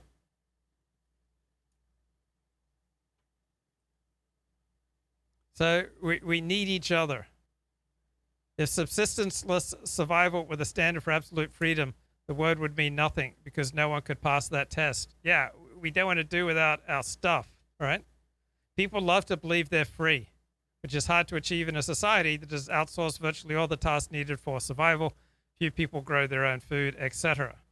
Settlers would have been shocked by the ease and safety of modern life and the universal dependence on a sprawling supply chain that cannot function without federal oversight. Many Americans who oppose any form of federal government pay a third of their income in taxes for the right to participate in the system. So for most of human history, freedom has to be suffered for. So you think that this show gets boring at times? You're hearing about the Alexander technique, right? You hear, you're tired of all the boring people I have droning on the show. Well, we all have to suffer for freedom. Right? I'm not asking you to die for me. Just saying you're going to have to suffer for freedom. Right? Now, in modern democracies, an ethos of public sacrifice is rarely needed because freedom and survival are basically guaranteed. That's a great blessing in the modern era, but it also allows people to believe that any sacrifice at all, such as rationing water during a drought, is a form of government tyranny. So rationing water during a drought is no more a form of tyranny than rationing water on a lifeboat. The idea that we can enjoy the benefits of society, or just the benefits of this wonderful community that we're a part of right now, while owing nothing in return, not even a minor sacrifice, is infantile. Only children owe nothing. Now, it's hard to feel loyalty to a society of 330 million people. So wealth is supposed to liberate us from the dangers of dependency, but wealth quickly becomes a dependency in its own right. So every liberation, right, every opportunity to become free when we pursue it, it ends up its own straitjacket. The wealthier we are, the higher our standard of living, the more we depend on society for our safety and comfort. Poverty is its own cruel trap. Still raises questions about whether we own our possessions or if we are owned by them. The inside joke of freedom is that you're always trading obedience to one thing for obedience to another. Whatever the man, right? Whatever you're fleeing, wherever you go, well, there you are. You're still stuck with yourself. I spend all the time in the world on these issues. Okay? Because this is. And I love the stupid comments from people that just, it never see the please keep them coming. We read them out at night and laugh. And by the way, somebody said on YouTube, hey man, did you turn your comments off or did YouTube? No, I did. Why? Because they're cretins. Stupid people saying stupid things. Who reads comments? If you read comments on a YouTube channel, that will eventually be used against you. Oh, no, no, no, no. And I suggest to you, if you have a channel, turn your comments off because somebody's going to slip in and say Heil Hitler, and they're going to say, when they demonetize you, see, your channel promotes Nazism. Notice, not Nazism, there'll be two eyes there. Nazism. It's like zoology. Zoonotic. Anyway, know how the game is played. Know how the game is played, my friends. And eventually, you will see, coming up, you will see groups of people, you will see mumble and dumble and dimple and dimple and bitch and poop shooter, gab and flab and grab and all that stuff. You will see all of these Parler, Scarler, Harler, Marler. You'll have so many sites where people will have some serious numbers. Parler, I did that Parler thing too, which is great, but I'm like stuck at this one number. I'm not really, it's okay, it's coming along. I voted for you. You voted for me? Okay. Was I running for something? It's a different concept, but still pretty much there. But anyway, so that's it. So, where's everybody from? Very quickly. Stop the Insanity. Susan Powell, remember that stuff? Yeah. I met her one time at ABC. She's very nice. She was always crazy. She always got some... So my friend says, Horty, the New York Times is not a serious news source. It's a well-polished advocacy pamphlet with some good ancillary sections. I really miss, and then what's the newspaper he really misses? Investors Business Daily. Do you guys remember those golden years when we had Investors Business Daily? I mean, the air just seemed cleaner. The water tasted better. I slept better at night. I had higher quality relationships. I had more money in the bank. I was taller. Everything was better in those golden years of Investors Business Daily. What a time. And we didn't even realize that we were living in a golden age when we had Investors Business Daily. And now, will we see its like come along again? No, we will not see the like of Investors Business Daily come along again. Now we are living in a dark ages without Investors Business Daily. So my response, if the New York Times is not a serious news source, then what are the serious news sources? And my friend says, the news wires. Okay, Associated Press. All right, Associated Press is just as left-wing as the New York Times, but hey, it's a serious news source. But my friend says that Joe Biden article, it's not journalism, it's propaganda. Okay, so what Joe Biden article?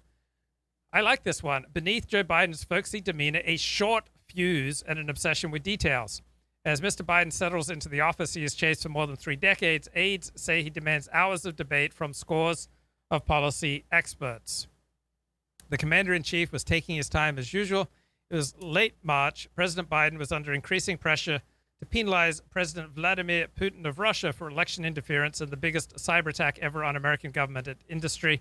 I have to do it relatively soon, Biden said to Jake Sullivan, his national security advisor. So quick decision-making is not Biden's style. His reputation as a plain-speaking politician hides a more complicated truth. Before making up his mind, the president demands hours of detail-laden debate from scores of policy experts, taking everyone around him on what some in the West Wing refer to as his Socratic journey before arriving at a conclusion. These trips are often difficult for his advisors, who are peppered with sometimes obscure questions. Avoiding Biden's ire during one of his decision-making seminars means not only going beyond the vague talking points that he will reject, but also steering clear of responses laced with acronyms or too much policy minutia, which will prompt an outburst of frustration often laced with profanity. Let's talk plain English here, he will often snap. So what emerges is a portrait of a president with a short fuse who is obsessed with getting the details right, sometimes to a fault. He needs time to process the material so he feels comfortable selling it to the public. But this approach has its risk, as President Barack Obama found out when his own sometimes lengthy policy debates led to infighting and extended lobbying made his White House feel process-driven. Mr. Biden could fall victim to the same fate. The president's also known for his quick temper. So this does not read to me like a propaganda piece. But it's just so easy to like throw out labels and accusations. Oh, it's just propaganda piece. The New York Times not a serious outlet. So I responded, okay, where's it wrong? Where is it factually wrong? Well, the framing is absurd. Biden insists on aides being supremely knowledgeable. It's just not a news story. It's a planted profile puff piece. Okay, so where are the mistakes? Well, you can't come up with any mistakes. I have no idea if the anonymous sources are serious or not. It's just a ridiculous article on its face. As my friend, is designed to give the impression that Joe Biden is firmly in control of all aspects of his administration, when precisely the opposite is the counter narrative. It's my lady doth protest too much. One can lead, mislead, and deceive with facts, and that article was hearsay for the most part. Well, Joe Biden has been a national politician for 50 years. So it's not like Joe Biden's process is like strange and new, and we have no other sources of information. This would be an easily debunked article. So Biden's been around 50 years in national politics. So if there are things in this article that are incorrect, that are not in keeping with who Joe Biden is, it would be easy to point them out. My friend can't point them out. So maybe someone else can come along and point things out. But it's just so easy to dismiss, right? Oh, it's not a serious news outlet. It's just propaganda. Okay, where's it wrong? Where are the mistakes? Biden's a very known quantity, right? Been operating on the national stage for 50 years. Point where this is wrong. Point out where this is not in keeping with who Joe Biden is. And my friend can't do it. So it's so easy just to like throw out reasons why you dismiss news outlets, why you dismiss people, why you just dismiss anyone who isn't on your exact wavelength. But much more difficult to provide some substance behind wild accusations.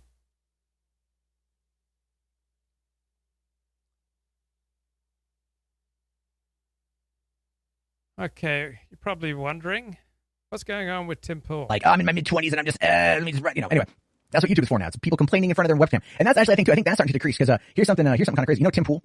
Yeah, I watch him. Okay, yeah, Tim Pool's a fucking moron. I know Tim Pool personally, by the way. I've met him multiple times. I've been on his podcast. He contradicts himself in his own videos. Constantly. Yeah. Dude, but anyway, this one group called Grifter News did an analyzation of his channel, and he's dropped 50% of views in the last 6 months. And now a lot of that had to do with like the election. Oh, the Trump not bump anymore? And then that's gone down. Now he's still getting like 40 million views a month, so he's not hurting financially, don't get me wrong. But the idea there, though, is that like the angry man yelling into a camera, what do you have to be angry about and yell into a fucking camera? I mean, the same thing is going to kill the people talking, the pandemic shit. Like, I don't on YouTube anymore because I don't listen. It just bores me in many instances. Because I'm like, I don't care about some person being angry and yelling about something. Give me an engaging topic. Provide me with factoids and information that I can benefit from. Just getting mad and like beating your chest over something that you fundamentally don't understand. And look, and I'll put myself in that same criticism. Okay, I brought this up on Boulder Talk Radio a long time ago. When I used to criticize feminists constantly, that was my bread and butter for years, right? Anti-SJW content. I actually posed this question to the audience when I said, where's my education that makes me an expert on the subject? Because I'm going to tell you, I don't fucking have it. I don't have it. I didn't go to college for gender studies or to learn about, early childhood education. I went to school and I studied film. That's what I did. So where exactly is my where's my education to back up my opinion? And the truth of the matter is I don't have it on that stuff. And the people here who talk about this, who talk about Hollywood, they don't fucking know a goddamn thing. Not one damn thing. Because they don't understand how things actually operate. And that is why I would hope that as this stuff maybe starts to die down, the people watching realize that they're just being played for emotional fools. Yeah, they're useful idiots, unfortunately. And I don't mean that they're unrecoverable. It's just that, like, I had some private chats with some former Fandom Menace members, and one poor guy had a mental breakdown over the stuff. Because he just got tired of everything being negative. Nothing's ever right. Nothing's ever right. Nothing's ever good enough. And it's like, it's almost like pseudo-abusive, Well, yeah, if I come to you every day and I'm just like, hey, your life sucks. Your world is shit. You're locked inside because of a pandemic. Let me tell you about everything else. It's not your fault. It's not your fault. You, the middle-aged white man. It's not your fault. Yeah. You've done nothing. But I mean, no, but it is. It's not your fault. You've done nothing wrong. Hollywood is woke. Your favorite thing is terrible. Right, well, but let me just break it down. Everything you've ever liked is woke. For people out there like the hardcore conservatives that are like, Star Trek is awesome, fucking woke. Star Trek is socialist utopia, isn't it? Oh my god, yeah. The first nobody has to work, right? Because resources are abundant and plenty, and everyone works together, and it's there's no need for money, right? Like there's no need. It's very much a socialist utopia, and that of course is the idea that the people want to get back to. And it's so funny. They don't get it. Star Wars is an allegory. It's an anti-war allegory. Yeah, the bad guys were the fucking American government. This was, and even George Lucas himself has said that the rebels were based on the Viet Cong. Right? The people who killed 78,000 fucking Americans helped kill that many, So it's like, there's an NVA and the VC. So there was, multiple. Well, to be fair, we did invade and they fucked. No, to be fair, the French, they fuck everything up, man. They fought, the French, they were there fighting the Afghanis, and then, it just went tits up. The Vietnam War is a very fascinating thing. It's terrible tragedy. Okay, I've gone 20 minutes now without bashing Liponious. Like, what the hell show is this without bashing Liponious? So I think Liponious said in the chat yesterday, 40, the problem is Twitter censored our president. Our president. You didn't realize that the president always has a constitutional right to a Twitter account. That's the problem, man. Twitter censored our president. So what's the alternative? You want a country where business can never refuse the president? Where the Constitution says the president is guaranteed a Twitter account? Trump's irresponsible use of Twitter cost him the presidency, and it also cost him his Twitter account. I don't see it as a huge problem. And then I think Dennis Dale said, why would the system not pull out all stops on cheating with voter fraud? Well, the system, not just the system, is composed of individuals who are not always on the same page, but pretty much all individuals do not want to go to jail. So the penalties for committing voter fraud are enormous, so much so that it makes no sense for people to try to change their vote, right? There's no sense for an individual to try to change their vote. Now, let's say you've got the system is trying to engage in voter fraud. Well, if one person is aware of what's going on, he could make bank. He could be a star for life. He would be regaled as a hero of the Republic. He would become a multi-millionaire if he exposed someone else in the system rigging votes. So all the incentives go in the direction of you blow the whistle on someone engaging in voter fraud.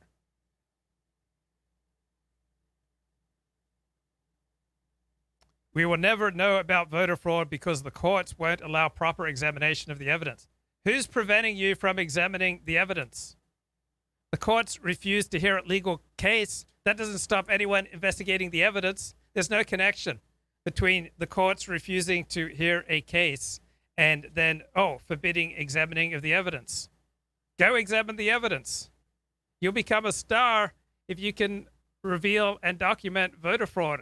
Go do it. Go do it, young man. Republicans have been crying about voter fraud for 30 years, so go do something about it. They've invested their best and brightest federal attorneys, priority number one, investigating voter fraud, and they come up with just a trickle of cases. But no one's stopping investigation of the evidence of voter fraud. Go to it. There are no court rulings forbidding examination of the evidence. The real crime, says Dennis, is the deep state disenfranchising Trump voters for 4 years. So, in other words, the other side played the game more effectively than our side did. But let's not look at that, because if we go there, our side might have to take some responsibility, might have to change. No, let's just blame the deep state. When we talk about the deep state disenfranchising Trump voters for 4 years, we're saying that the opposition to Trump is more effective than Trump and his supporters, which does seem true in many areas. So my view is that everything is fine. No, my view is not that everything is fine. My view is that there's no reason for despairing about this country, the United States of America, or the West.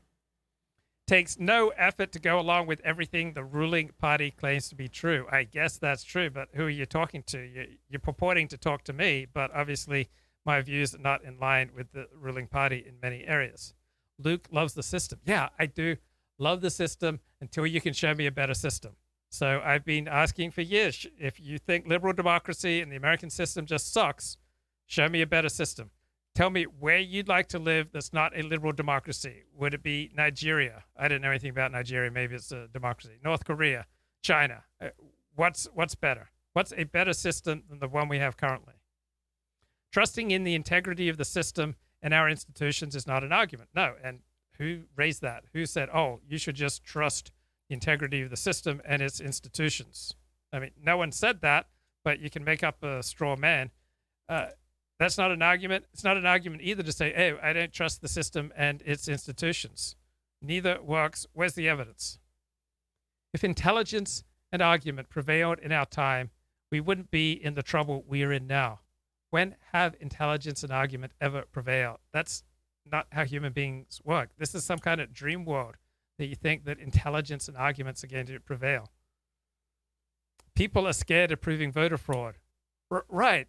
That's why you've got millions of Americans have been talking about voter fraud, and dominant conservative media has been pushing the theme of voter fraud, but they're just so scared. But you're brave. You're the only brave soul who's willing to talk about voter fraud. Everyone else is just too frightened because what would be the repercussions? Oh my God, you'll be thrown in prison for 15 years. What do you think would happen to people who talk about voter fraud? They might be banned from Twitter or YouTube. Oh boy. All right. Let's talk about the new literary bad boys. Alex Perez writing here on the death and the rebirth of masculine fiction. There was a time, Liponious, 40, half Galician. We are the new literary bad boys. M. Barron, Cuchalongo, Daniel, Art Bell. We are the new literary bad boys. There was a time. Remember when we had Investors Business Daily, guys? Wow, what a time that was. I didn't realize that we were living in heaven. There was a time in the not-so-distant past when the literary scene was overflowing with bad boys. Writers like Philip Roth, Saul Bellow, Hunter S. Thompson, and Norman Mailer, even little Martin Amis, attacked the page with a masculine gusto that produced novels such as Ross Portnoy's Complaint, a hilarious coming-of-age story that depicts the male libido in all its absurdity. I think we do a pretty good job depicting the male libido in all its absurdity right here. The novel was so provocative that Roth, a Jewish-American writer, was denounced by rabbis for writing what they considered to be vile smut. There was a gleeful aggressiveness to the bad boys' writing and to the way they carried themselves. Consider Norman Mailer's appearance on the Dick Cavett show, particularly the evening in 1971 when he sparred with Gore Vidal, threatening violence and belittling the studio audience once words failed him. It was puffed up buffoonery, sure, but in this era of the manicured artist, where writers and their publicists meticulously cultivate their brands, it's electrifying to watch a literary great flail like a madman, which begs the question, where have all the literary bad boys gone? There's Norman Mailer on the Dick Cavett show. What did I do with him? You know yourselves? Oh, wait a minute. First round. We all seem to be standing. Oh, I'll sit down. Yeah. Couldn't help noticing that you failed to shake hands with one of my guests. I guess I forgot. Yeah. Well, no, wait a minute. Are you fellas not, What? No. Nothing. Well, let's get... Are you friends? Are you polite enemies? Let me put that another way. Are you impolite friends? Well, I'll tell you what we are, because it's interesting, really. I don't know any other case in my life like it. We were friends last time we saw each other, which was about 2 or 3 years ago. And since then, we've been doing nothing but write atrocious things about each other. I don't like to book people on because they don't like each other, and I don't even book the people necessarily. Occasional opinion, but I did realize that you two have written a number of things about each other. Yes, Gore's have been long and mine have been short. But you said Yours seem long. Time magazine asked you for a quote. I think this is in the beginning of The Prisoner of Sex, and you said that the subject needed some thought or something like that, and if you want short quotable quotes, you would go to somebody like Gore Vidal. But you made it sound a little more No, it was worse than that. I said that that the need of the magazine reader for a remark which he could repeat at dinner was best served by writers with names like Gore Vidal. That's right. I badly misquoted you. All those writers called Gore Vidal. I know there are thousands of them. Yeah. Well, I'd really like to get into a discussion with Gore. He's been saying absolutely unspeakable things about me. He's been acting even worse than he usually does as a polemicist. You know, he's really, he's shameless in intellectual argument. He's absolutely without character, a moral foundation, or even intellectual substance. Okay. I mean, the perfect proof of what he does is that leave it to Gore to write a play about Richard Nixon. You know, I'm getting to the point where I'm going to end up liking Nixon. I mean, it's getting to the point, if you want to make $1 million, you know, carve up Richard Nixon's back with a knife. You know, poor president, he can't defend himself. You said vote for him? Well, if I keep reading and hearing, you know, and you and Roth keep making these killings, which just excites my economic envy, of course I'll vote for him. I'll finally say that they're doing too much. He's not a bad man. He created peace with China, you know. Watch out. Well, it's a very quiet moment here that we have. There is a quiet moment. And, I wanted to give you time to defend yourself slightly there, if you felt you needed to. Do you feel you've been attacked? No, I'm very fond of Norman. There's nothing he can do to attack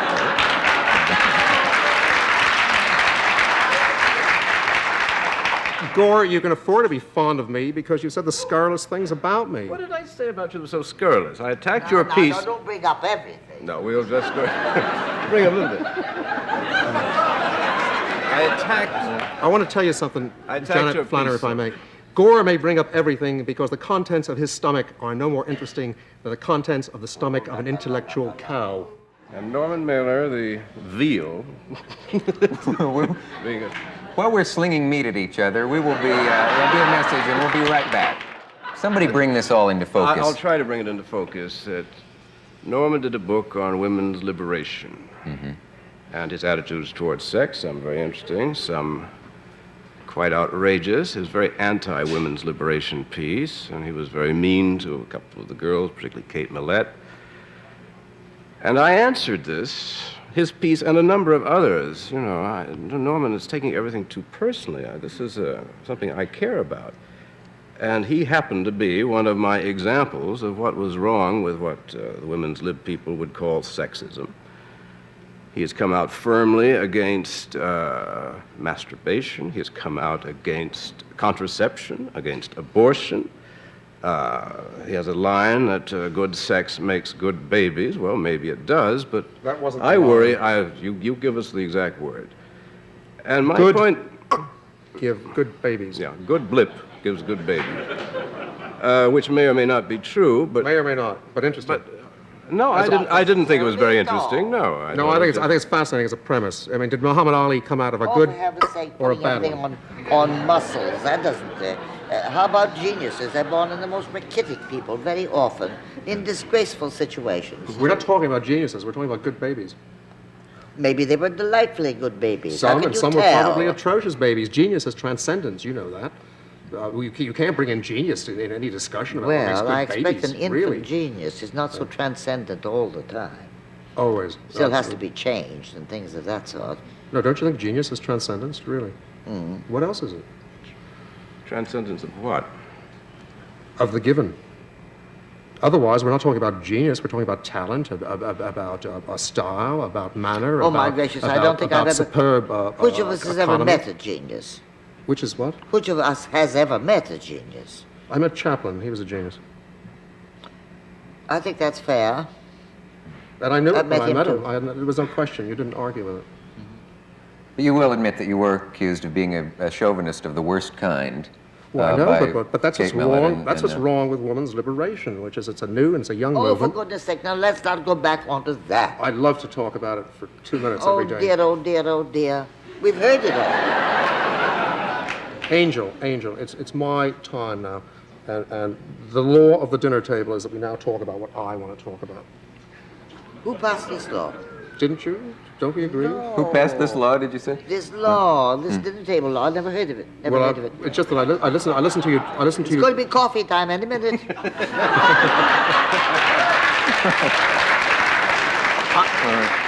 I knew that when I came to your house for dinner, I wouldn't get anything to eat. But pass the coffee. Yeah, that's it. But no, you have been called in great detail a male chauvinist of the worst kind, and various stories of yours, as you know, were cited. Yes. And this is all water under the bridge, I suppose. But it's just nonsense. It's just ridiculous. If I have anything at all, I have a complicated mind. In fact, I have a mind so complicated that Gore has said with some justice that my style is getting unreadable. It's one thing in his critique that I agree with. My style is getting difficult. It's hard when you have a lot in your head to write something. It's true. Gore has never encountered this problem. What did you say? I wasn't listening to him. What was it? What were we talking? Small mind, no matter. No, don't be autobiographical all the time. Well. What did you ask him if he had a copy of this notorious piece of writing? This notorious piece of writing, he brought the one page of it, which was my piece on women's liberation. It was more of the same after that. And a piece on women's liberation, and particularly on the people who had started to attack the women, and some of the attacks, particularly Mailer, Irving Howe, I thought uncalled for in their tone, and I suppose I was kind of rough in mine. But these things aren't personal. This to me is a position that I'm taking, that I have taken. I'm very serious about politics. I'm very serious about this kind of thing. No, Gore, you're not, and that's what I objected to in the piece. Well, then that's up to you to prove. Well, it's our little argument, if you don't mind. You're not serious about politics. You've been in politics all your life. You've dabbled in it superbly well. I mean, you made a marvelous race for Congress some years ago in New York. You worked very hard. I admired the way you worked at that time.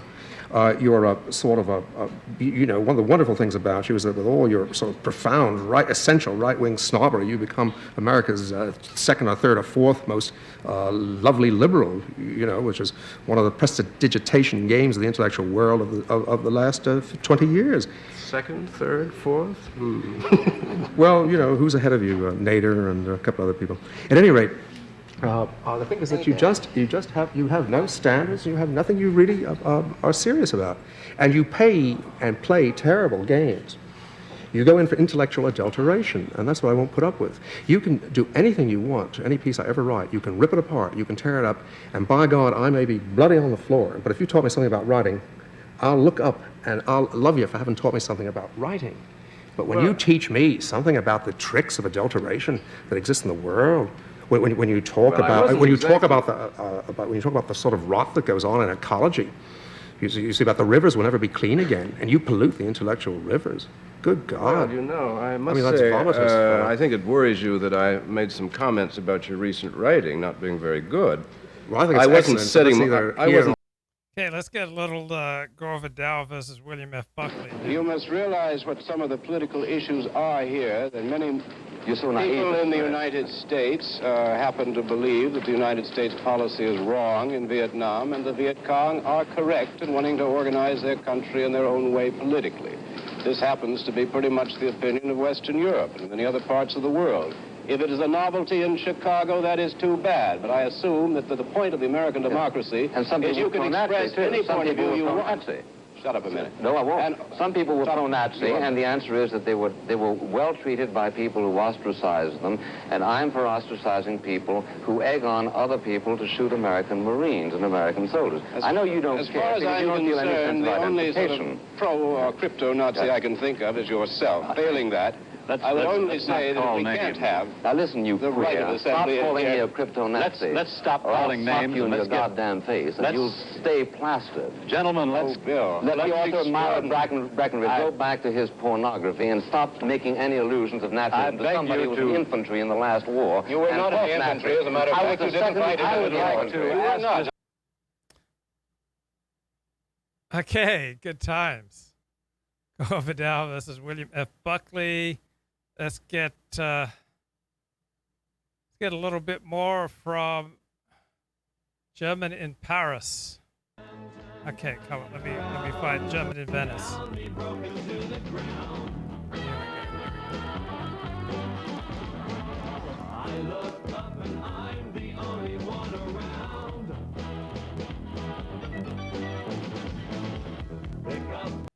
Okay, nice little musical interlude from one of the classic. No more homeless encampments right in front of the tennis wall. The pedal tennis are open. There we go. Bam. Bam. They're making it look nice. Put some new grass in here.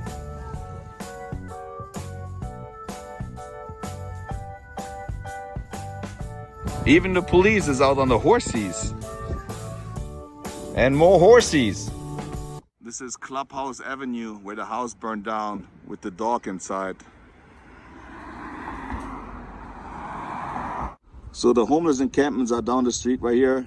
There was like a big trash can right here. And this is the house that was on fire where the dog died inside the house. And it was arson, they say. And I don't want to say who caused it, but most likely they say it was people from the homeless encampment.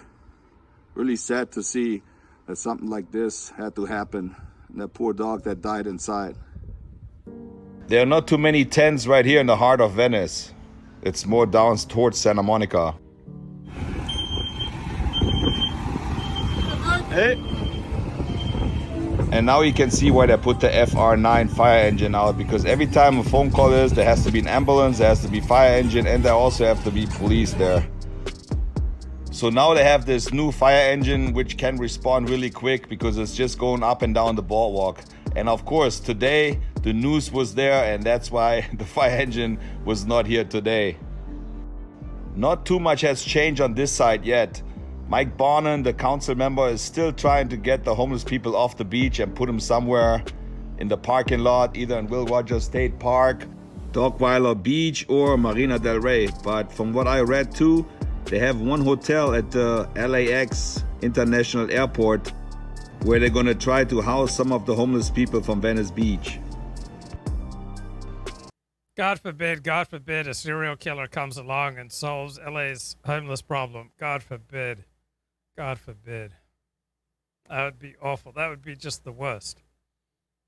All right, back to this essay, The New Literary Bad Boys by Alex Perez.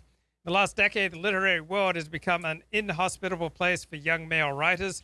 The overwhelmingly female editorial side of publishing seems to have made a mission not only of dismantling the boys' club, but seeking dramatic redress. The disappearance of the young male novelist has been sporadically recognized. Last year, writing in The Atlantic under the headline, "There is a culture industry that gives its top prizes to women," Juliet Lapidus delivered the truth with surprising frankness. The big literary awards this year have been positively dominated by female writers, and this is considered totally unremarkable. This is the good news story contradicting persistent gender inequities in every other field. So commenting on how female writers dominated the literary award system season of 2019, she says that not much attention was paid to this pattern, probably because women's names have been filling the literary award slates for the better part of this century. Well, the young male novelists published or not are aware of this pattern. They are aware too of what one critic called a literary culture feminized to the point of strangulation. So what exactly is this culture like today? Publishing world is still dominated by a very specific type of rising star. She is online, progressive, and impeccably feminist. She has an elite background. She got her BA at a Northeastern liberal arts institution before picking up a postgraduate qualification or two. Currently, she resides in a gentrified part of Brooklyn. Ironically, these beneficiaries of a push for inclusion have shaped a literary scene that is as lacking in diversity as their apartment blocks. They consider two types of books worthy of publication: the female-narrated elite world comedy of manners and the multicultural narrative of brown victimization and suffering. What they especially don't consider worthy is the heterosexual male story. Lads, it's over. Whatever happened to comedy, guys? The world has become too absurd to be satirized. The great English writer G.K. Chesterton said that way back in 1911, long before math was considered racist and biological men were allowed to compete against women in sports. One can only imagine what he would say if he were alive today. At the Babylon Bee, where we write satire for a living, we're feeling Chesterton's pain in a big way. Just look at these headlines that were satirical at the time we wrote them. On May 9th, 2017, we ran this headline: 2 + 2 = 4, insists closed-minded bigot. That was a joke, of course. But on August 10th, 2020, the Washington Examiner published this story: math professor claims equation 2 + 2 = 4 reeks of white supremacist patriarchy. On August 13th, 2020, we ran this headline: BLM rioters awarded Nobel Peace Prize. At the time, we thought this was obvious satire, but on January 29th, 2021, this story was published in The Guardian: Black Lives Matter movement nominated for Nobel Peace Prize. On March 25th, 2020, we ran this headline: Pants sales plummet as everyone working from home.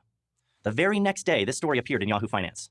Amid coronavirus, Walmart says it's seeing increased sales of tops, but not bottoms. I could go on. Our satirical headlines are proving to be prophetic with astonishing regularity.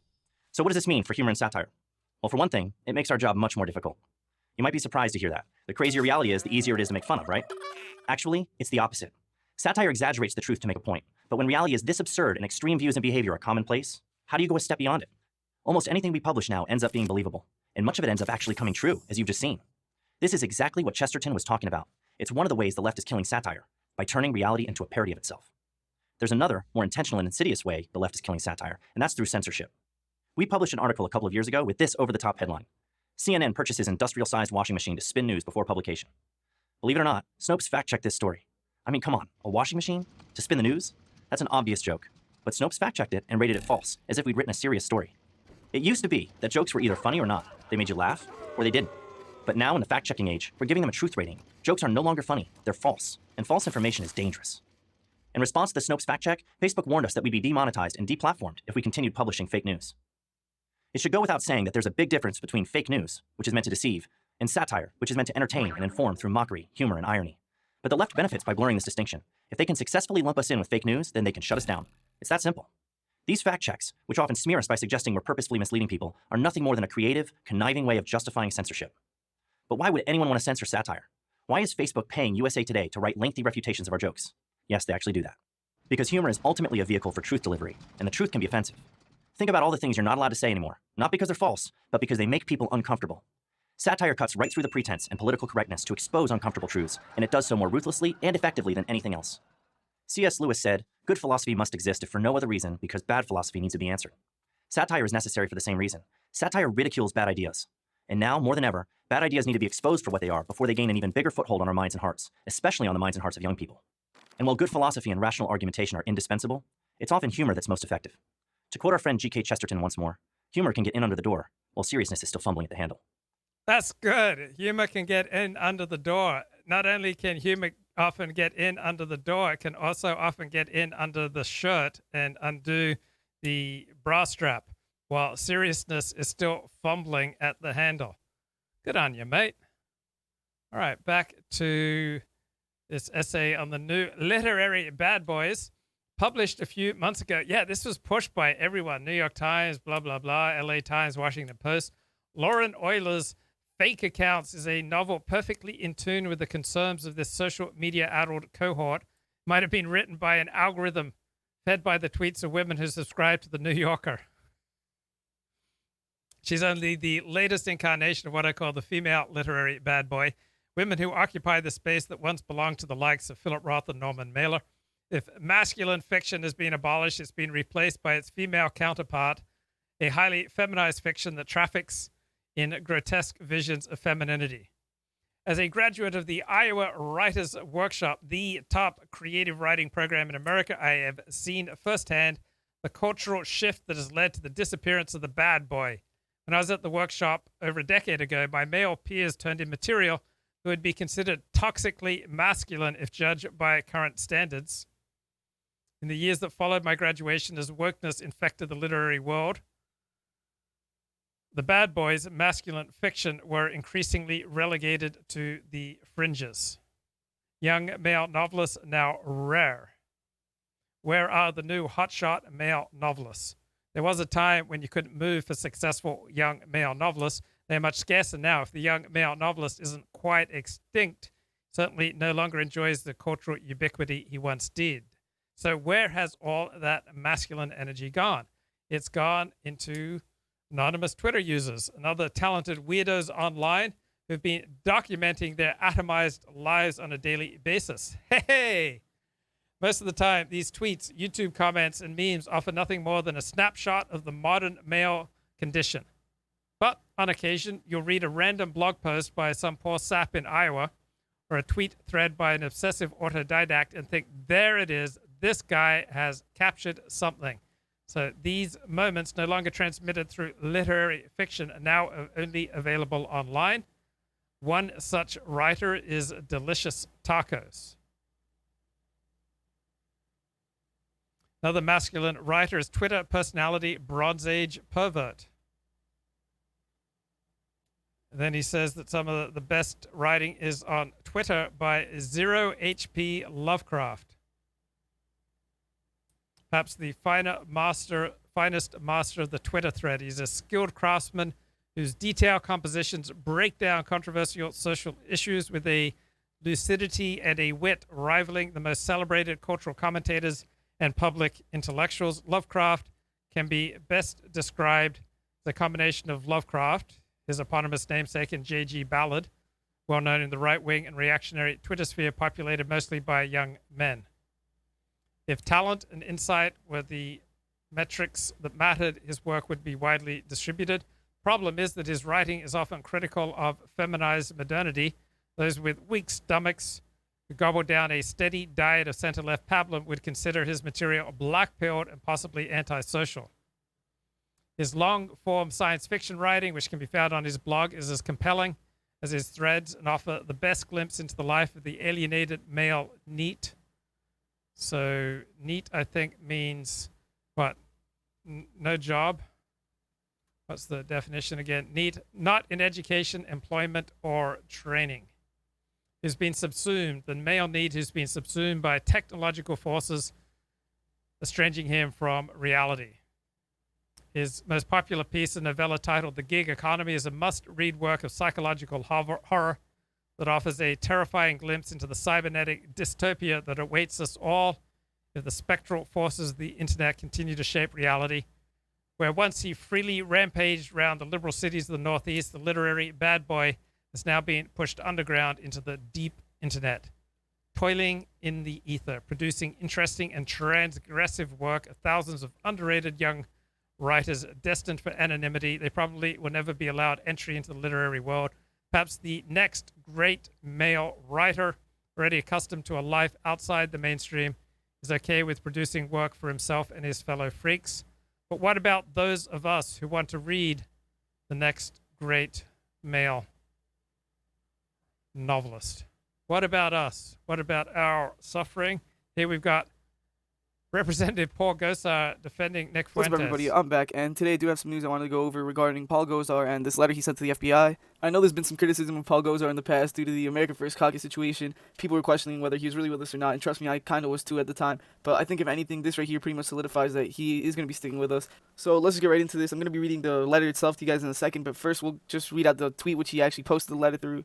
The tweet says, "I've written to the FBI to get information about this problem. My letter is attached. Today, young America First supporters like Nick J. Fuentes, and tomorrow, anyone else the regime dislikes. Secret tribunals and no ability to challenge in court is immoral."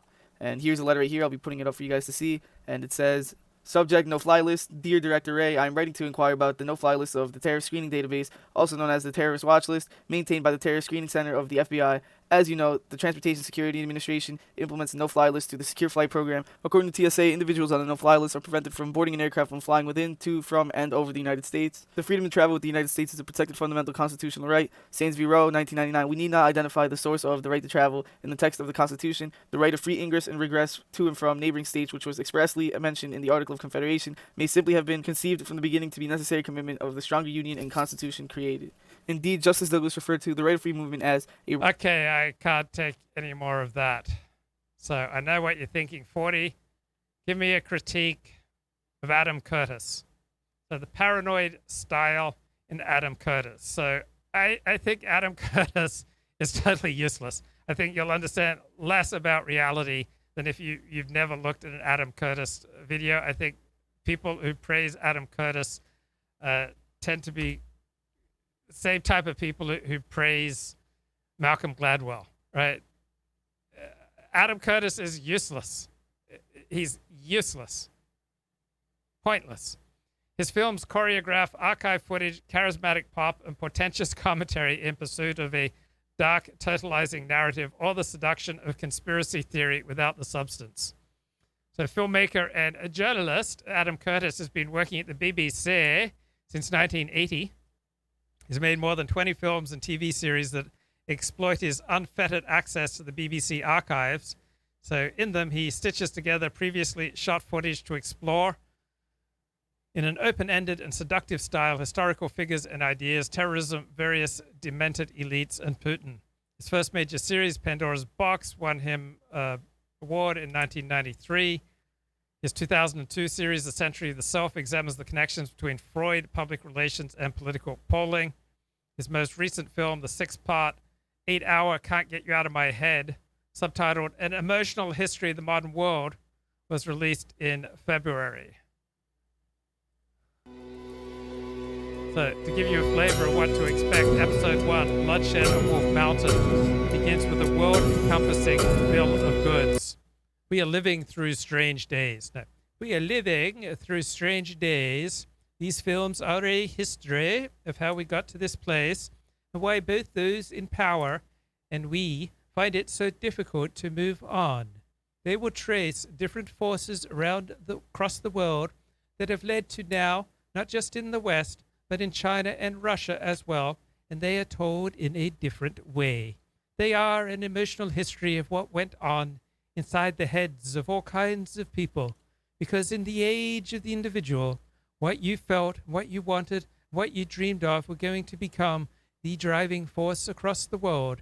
And to understand the present, you have to go back and see what happened when those dreams and hopes and uncertainties inside people's minds met the much older forces of power, often power that was decaying and desperate to keep its ascendancy. These strange days did not just happen. We and those in power created them together. So this latest series, like the ones before it, examines the failures of states and Big Tent philosophies and the sad state of the unattached individual, who with nothing but the roomy shawl of individualism as cover must fail. So if you are satisfied by having a bunch of historical nuggets loaded into a cage and shaken to no particular end, you might agree that Adam Curtis is amazing. I mean, I have no idea how Curtis meant to connect Zheng Qing, that was Mao's wife, Tupac Shakur, Michael DeFreitas, Joan Baez, Arthur Sackler, Sandra Paul, Bernard Kushner, Julia Grant, and the Bader Meinhof Group, and a dozen others, all at a narrative or conceptual level, yet here they all are. So both Adam Curtis and I like popular music and empty hallways, but my relationship to his work can be fairly described as an aversion. Other non-believers have described his work as incoherent. The politics of Adam Curtis's films do not bother me, because his work does not display the consistent, perceptible act of choice that constitutes political engagement. If his movies were presented as some kind of fever dream collage, I might like them. Adam Curtis vexes me because of his paranoid writing, a method that introduces a soft and acidic coagulant into any discussion.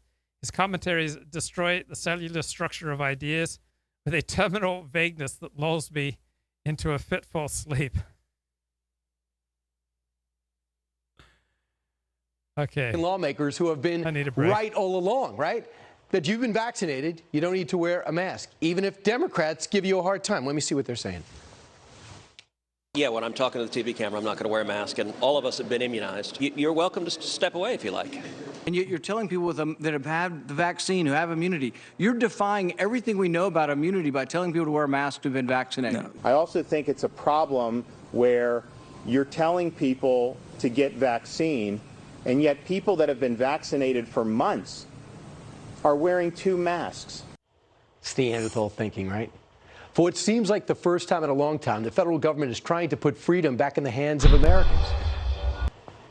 What we're really doing is empowering individuals to make decisions about their own health. So if you are vaccinated and you are making the decision to take off your mask, then you've made the decision to get vaccinated and you are safe. If you are unvaccinated, then you have made the decision to take that risk. Okay, we said that 6 months ago, but I'll take it now. That is, of course, unless you live in these states. Not listening to the CDC suddenly is New York, New Jersey, California, North Carolina, Washington, Massachusetts, and Hawaii. They have yet to lift their mask mandates. Why? Even Michigan's Gretchen Whitmer, who never met a lockdown she didn't like or wanted to implement, is following the science. And governors like New York's Andrew Cuomo don't care about the science or good policy. They care about control. They want to make it all about them. Remember when Cuomo had that brilliant statement about trashing the vaccine because President Trump commissioned it? He's been wrong on the pandemic time and time again. we don't even think it's going to be as bad as it was in other countries. We are fully coordinated. We are fully mobilized. We have been ahead of this from day one.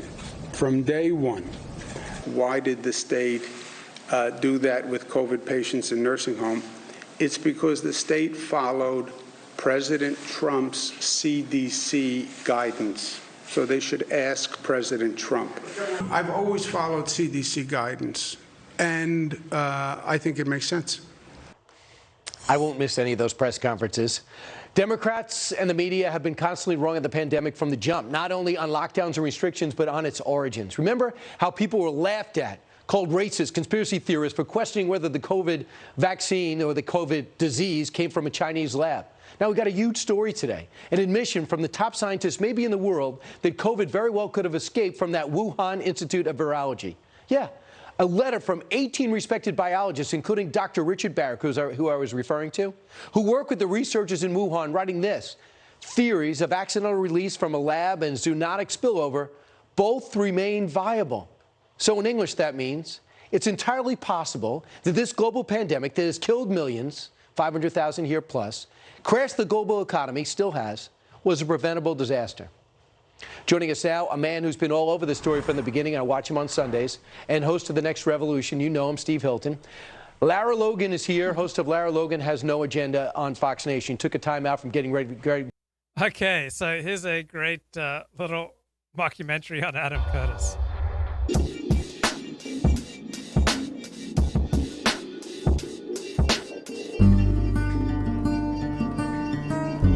This is a story about the rise of a large documentary and how the media. This is a short film about a documentary filmmaker who made critically lauded programs for the BBC, and about how, along the way, he proved that style always triumphs over substance. Wherever you find them, friendly people, gracious customs, both mean true hospitality, today, tomorrow, and all through the years to come.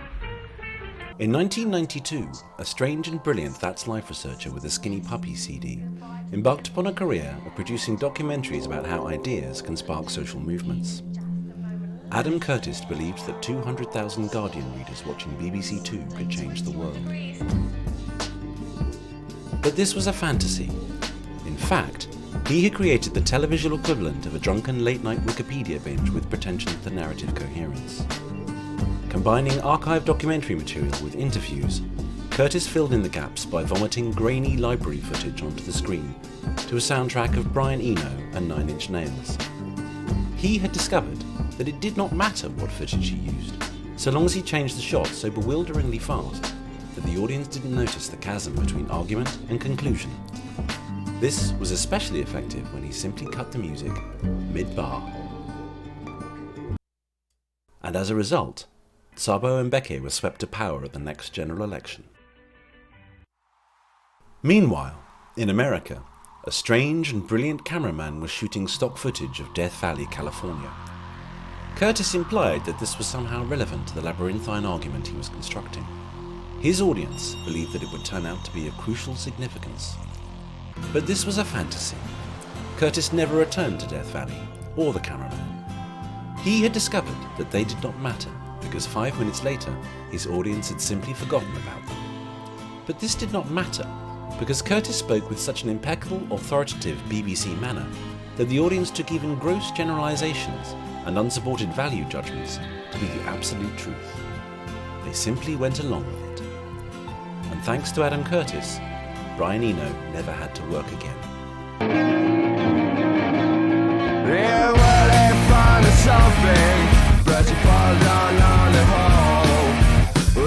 Okay, good takedown there of Adam Curtis, but a longer one in the New York Review of Books. I think I recently subscribed for $10 and I get unlimited access to about 70 years of archives, which I'm slowly going through. One wonders how Curtis imagines he can deliver an emotional history of what went on inside the heads of all kinds of people when the people in question are all dead. Mind reading or the assigning of intentionality is a cardinal sin in journalism. And Adam Curtis has always told anybody who asks him that he is a journalist. This is not a minor assertion, as it seems that his movies are taken seriously for this reason precisely, because they assert the facticity of journalism. Haven't used facticity in a while. I'm so thrilled to be able to use it today. Wow, I'm punching my card in the elite. Adam Curtis lays his archival bits end to end. It's concatenation. Haven't used that word in a while. But placing things in a row produces a montage, something that is neither an essay, a thing that he claims to be presenting, nor an analysis. This reminds me of criticism that I often get, that I cut and paste like long, lengthy excerpts with very little connective tissue and just like slop it up here and don't explain what the hell's going on. One prominent member of his cast this time around is Michael De Freitas. When we meet him, De Freitas is a low-level enforcer for a London slumlord named Peter Rackman, a figure who becomes, quote, hated with an overwhelming disgust as the fate of evil. De Freitas, a very nice black man, goes on to be a figure in the British Black Power movement. He calls himself Michael X, where he flees England and arranges to have a woman stabbed to death. Now, what De Freitas represents is never clear, but it hardly matters. The sordid trumps the logical. How sordid? Adam Curtis mentions 2 suicides during the course of Can't Get You Out of My Head, Edgar Mittelholz and Robin Douglas Home. Mittelholzer, a disaffected anti-colonialist novelist, covered himself in paraffin and set it alight.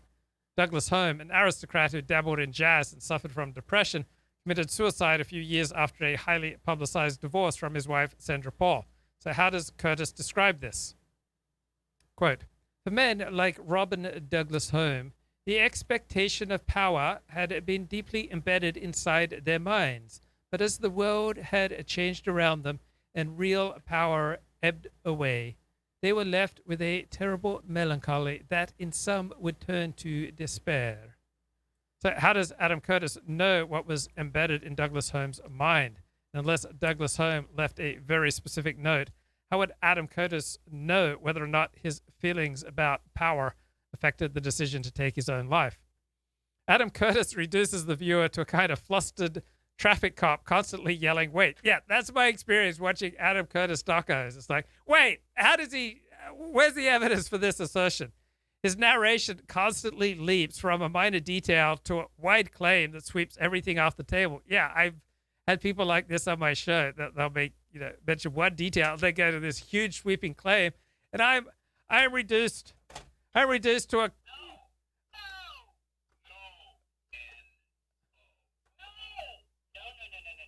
That's what I'm reduced to. Like, I don't want to say no.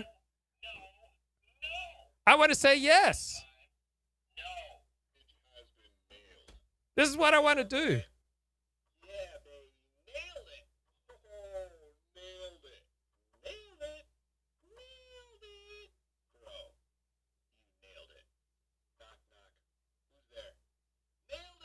That's what I want to be, but instead I'm reduced to a flustered traffic cop constantly yelling, wait. The effect is a bit like being buttonholed by a child who begs to skip homework by presenting an impromptu lecture. During a segment in episode 4 about Deng Xiaoping, the former leader of Communist China, and the trial of the Gang of Four, these were big Communist Party officials, I think, under Mao. Adam Curtis quotes Mao's widow, Zheng Jing, as yelling, I am without heaven and a law unto myself. It is right to rebel. She is removed from a courtroom. This checks out. It's been reported elsewhere. But then Adam Curtis pole vaults into his own realm, where he sees a bigger picture all his own. And then that force that Zheng Jing had prophesied, individualism, re-emerged. She does not, in this series, prophesy any such thing. Maybe this is a reference to the democracy wall. Though individualism seems an odd way to characterize collective resistance to Deng Xiaoping's repression. Or maybe Adam Curtis is tying individualism to another quote when Zheng Jing called herself a unit of one. This is a strange brief for Zheng Jing as the avatar of individualism, Mao's widow, as she spent much of her life as a member of the Chinese state, a figure of institutional power. Her struggles read most easily as a traditional jockeying between political factions with perhaps more power than usual. In episode 3, Money Changes Everything, Adam Curtis narrates the introduction of Valium and how Arthur Sackler helped market it. Valium had touched on something inside human beings, but nobody knew what it was. What it was. White nation. Valium does indeed go inside the human being, but as Andrea Tone's History of Benzodiazepines, The Age of Anxiety. Have you read The History of Benzos? Great book. The people who made Valium are very much aware of what Valium touched, how it did that, and why. In episode 4, Curtis moves from Valium to OxyContin, with one of those spoonfuls of plummy speaking that makes nonsense sound like news. It was a synthetic form of opium, and it was sold as a painkiller. But then, workers who were being laid off as the factories closed found that they got more benefits if they were disabled. So they went to their doctors and said they were injured, and the doctors gave them OxyContin. They got their benefit, but they also discovered that OxyContin made them feel safe, in a bubble, protected from the anxieties and the fears of the new post-industrial world. So this is a cinnamon roll of awfulness, just spirals of doughy suggestion interleaved with spicy mendacity, which is a fancy word for lying. So imagine being injured in an accident, you're getting hooked on OxyContin, one of the most common ways people get addicted. There you are fighting through recovery, listening to this stranger tell you that you are taking Oxy to protect yourself from fears of the new post-industrial world. And oh, also, you are a scammer. In episode 6, Adam Curtis says that millions had become addicted to opioids, and yet no one in power had come to rescue them. Well, Purdue Pharma has been fined billions of dollars for illegal behavior. Occasionally, other people's efforts appear inside his own, uncredited. So, what we've got here, just as anti-Semitism was a socialism of fools, conspiracism is the class struggle of experts who are not situated anywhere in particular, not in society, nor along a political or ideological spectrum. So Adam Curtis is like a flat-fee conspiracist, obsessed with elites and politicians and the system, kind of like kids under the covers overhearing grown folks talking, reducing complex relations to Star Wars set pieces.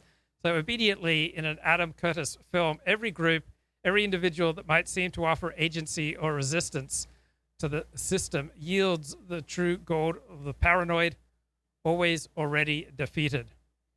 Because Adam Curtis is unable to reconcile his positions and move toward a coherent reading of history, we are forever stuck in the early developmental stage of the paranoid, sensing menace and incomplete parts, terrified of change.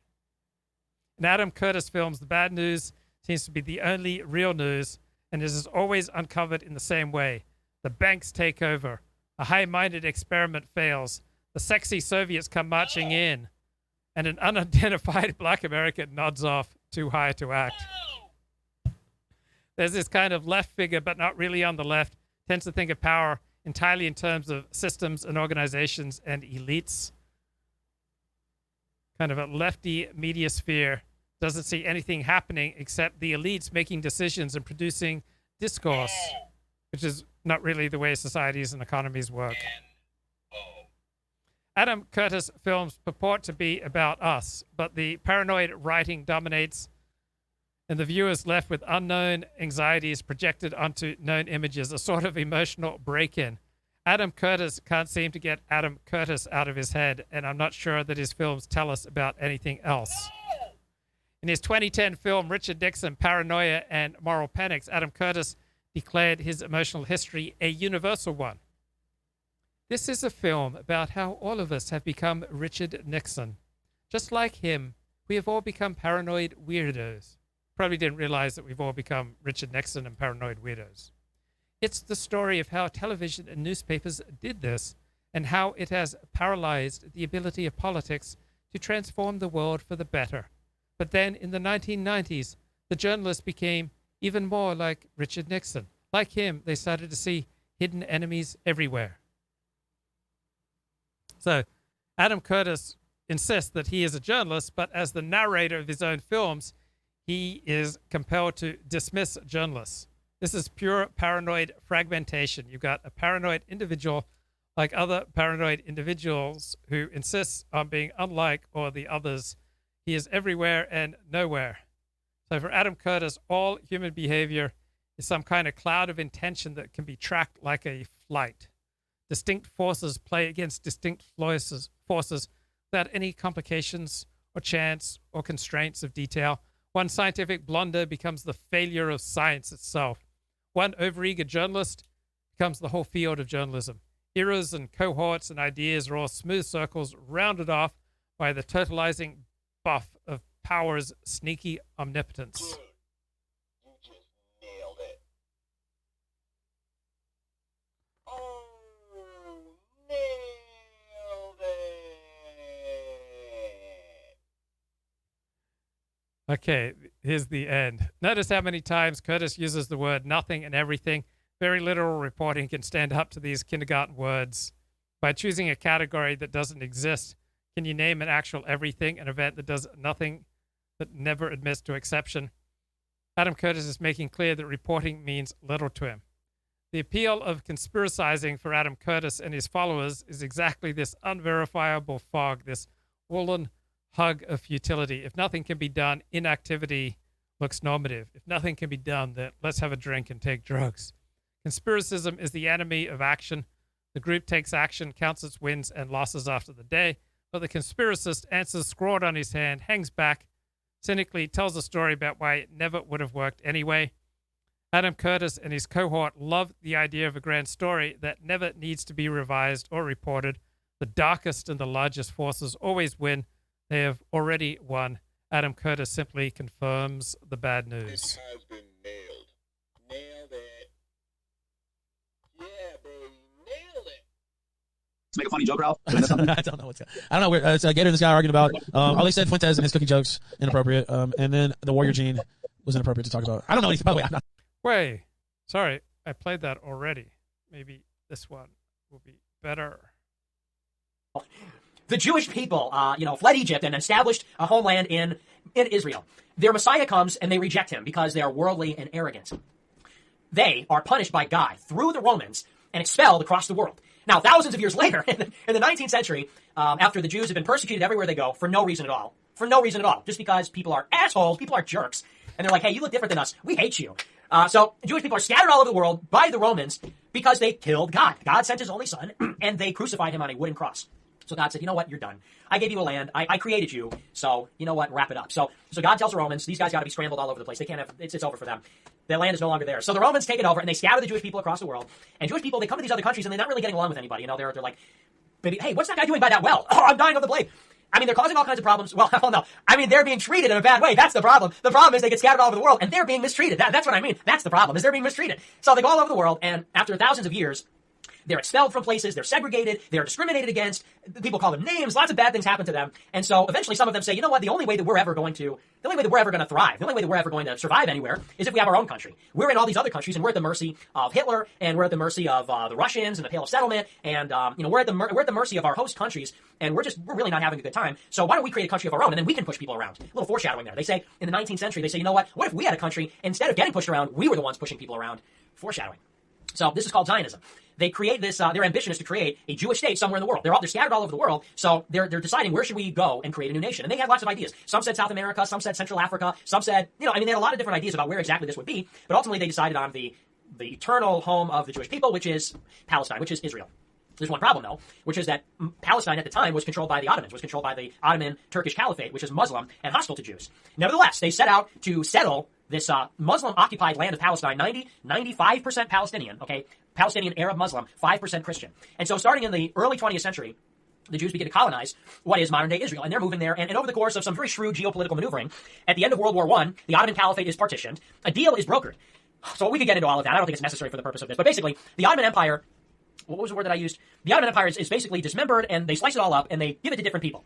And the Sykes-Picot Agreement after World War I, so Ottomans lose World War I, French and British are the victors. So the French and the British partition the Middle East between each other with the Sykes-Picot Agreement, and some of the Middle East is given to the French, and some of the Middle East is given to the British. The mandate of Palestine is the British Palestine that they inherit from World War I. After World War II, in 1948, the Jewish people declare independence. There's this World War II memo, which says that the Jewish people have a right to a homeland in Israel, and the Jewish people fight this war of independence. They basically push all the Palestinian Arab Muslims out. At that point, the Jewish population has grown to something like a majority, like half or like a majority. They expel all the Palestinians into neighboring Jordan and Lebanon, to the east across the Jordan River, and to the north into Lebanon, and they establish their own country. And this is really where it starts. This is really where it starts. I'm oversimplifying a little bit, but this is the problem. You had Muslim Arabs that used to live there. Jewish people settled it. And in 1948, they created a state and they pushed all these Palestinians out. And they call this the day of catastrophe. They push all the Palestinians into Lebanon and Jordan. They displace them violently and aggressively establish their own territory. And ever since 1948, this has been the Israeli-Palestinian conflict. Is how do we reconcile a Jewish homeland in the middle of a Muslim region? How do we reconcile and this is one component of the problem, how do we reconcile a newly created Jewish state in the middle of a former Muslim empire? You know, to their north, to their south, and to the east is Muslim. To their south is Egypt and Saudi Arabia. To the east is Jordan and Iraq. To the north is Lebanon and Syria. And it's Muslim countries all the way around. You don't get a country that is not Muslim until you get to, like, Armenia in the north. You don't get a non-Muslim country until you get to, like, India in the east. You don't get a non-Muslim country until you get to, I don't know, like the Congo and to the south in Africa. Something like that, right? So, I mean, they are, like, totally, and then to the west is the Mediterranean Sea. So they're totally surrounded by Muslims. How do you reconcile a Jewish state in the middle of sort of the ruins of a former Muslim empire? Centuries-old, millennia-old Muslim caliphate. That's problem number one. Problem number two is how do you reconcile in particular this legacy of 1948, which is to say Palestinians, to create the Jewish state, people had to be displaced rapidly, right, in a short period of time, and lots of them. Jews settle Palestine in half of a century, and then they expel the remaining Arab Palestinians, for the most part, aggressively in 1948 to establish this country. So it's not just that there's a Jewish state in the Middle East, it's that there is a Jewish state that displaced Arab Muslim Palestinians, which have been living there for thousands of years, and who, within a lifetime, 1948, in the grand scheme of things, is recent. How do you reconcile this with the fact that there are people that were displaced within their lifetimes by the state, now living in another country? And how do you reconcile the fact that there are people living under Jewish rule, living under the Jewish-Israeli rule, that are being treated as second-class citizens in a place that their forefathers, you know, that was their forefathers' country? This is the problem. The modern-day problem is maybe a little bit deeper than that, which is that what happened in 1948 has been continuing perpetually since then. That the Jewish settlers who started coming in the turn of the last century have ever since been continually expanding and settling Muslim Palestinian areas. Civilian Jewish Israeli settlers are continuing to this day to move into historically Muslim Arab Palestinian neighborhoods and parts of the country and colonizing the entire mandate of Palestine, the entire region of Israel, including the West Bank and the Gaza Strip. And so the Palestinians continue to be pushed back. This is really the problem. What's happening today is that what's happening today concerns a very specific neighborhood. There's a neighborhood, I think it's called Sheikh Jarrah, or Jarrah Sheikh. There's a neighborhood in East Jerusalem, in the capital of Israel, where 4 Palestinian Muslim families are being evicted by the Jewish state, evicted from their homes. And this is a strategy the Jews have used, is that they in Israel will evict the Palestinians using this kind of legal framework, and then they will move into their houses, and then a Palestinian Muslim neighborhood becomes a Jewish neighborhood. So this is the latest such example. It's a very aggressive policy. It's been getting more aggressive to evict the remaining 4 families from this historically Palestinian Muslim neighborhood in eastern Jerusalem. In response to this, there have been Palestinian protests. In response to the protests, the Israeli police go in and they go into a mosque and they go into a particular place and they shoot protesters with rubber bullets and tear gas and all of that. In response to that, Palestinians in the West Bank or the Gaza Strip will send rockets into Israel, launch, and these are very primitive, these are very rudimentary explosive devices, but they'll... Yeah, very, very primitive rockets, but becoming increasingly sophisticated. So Hamas has been sending rockets into Israel for, well over a decade, and they are becoming increasingly less primitive. Right, good essay here by Helen Dale. So just started following her on Twitter. She's an Australian and well-educated. Here she is on Twitter. Let's listen to her having a chat, so you just get a taste. Helen Dale, here she is the widening definition of harm. Everybody is trying to say that something harms them, and it's become completely out of control, and it's basically a vehicle for whingers. Yeah. Well, this is what worries me, because it says here, the one thing that it says is the aim is to make Britain one of the safest places to be online in the world, especially for children. Well, I don't know whether these people have actually looked at the internet recently, but it's not actually possible to prevent the internet from operating from a different country.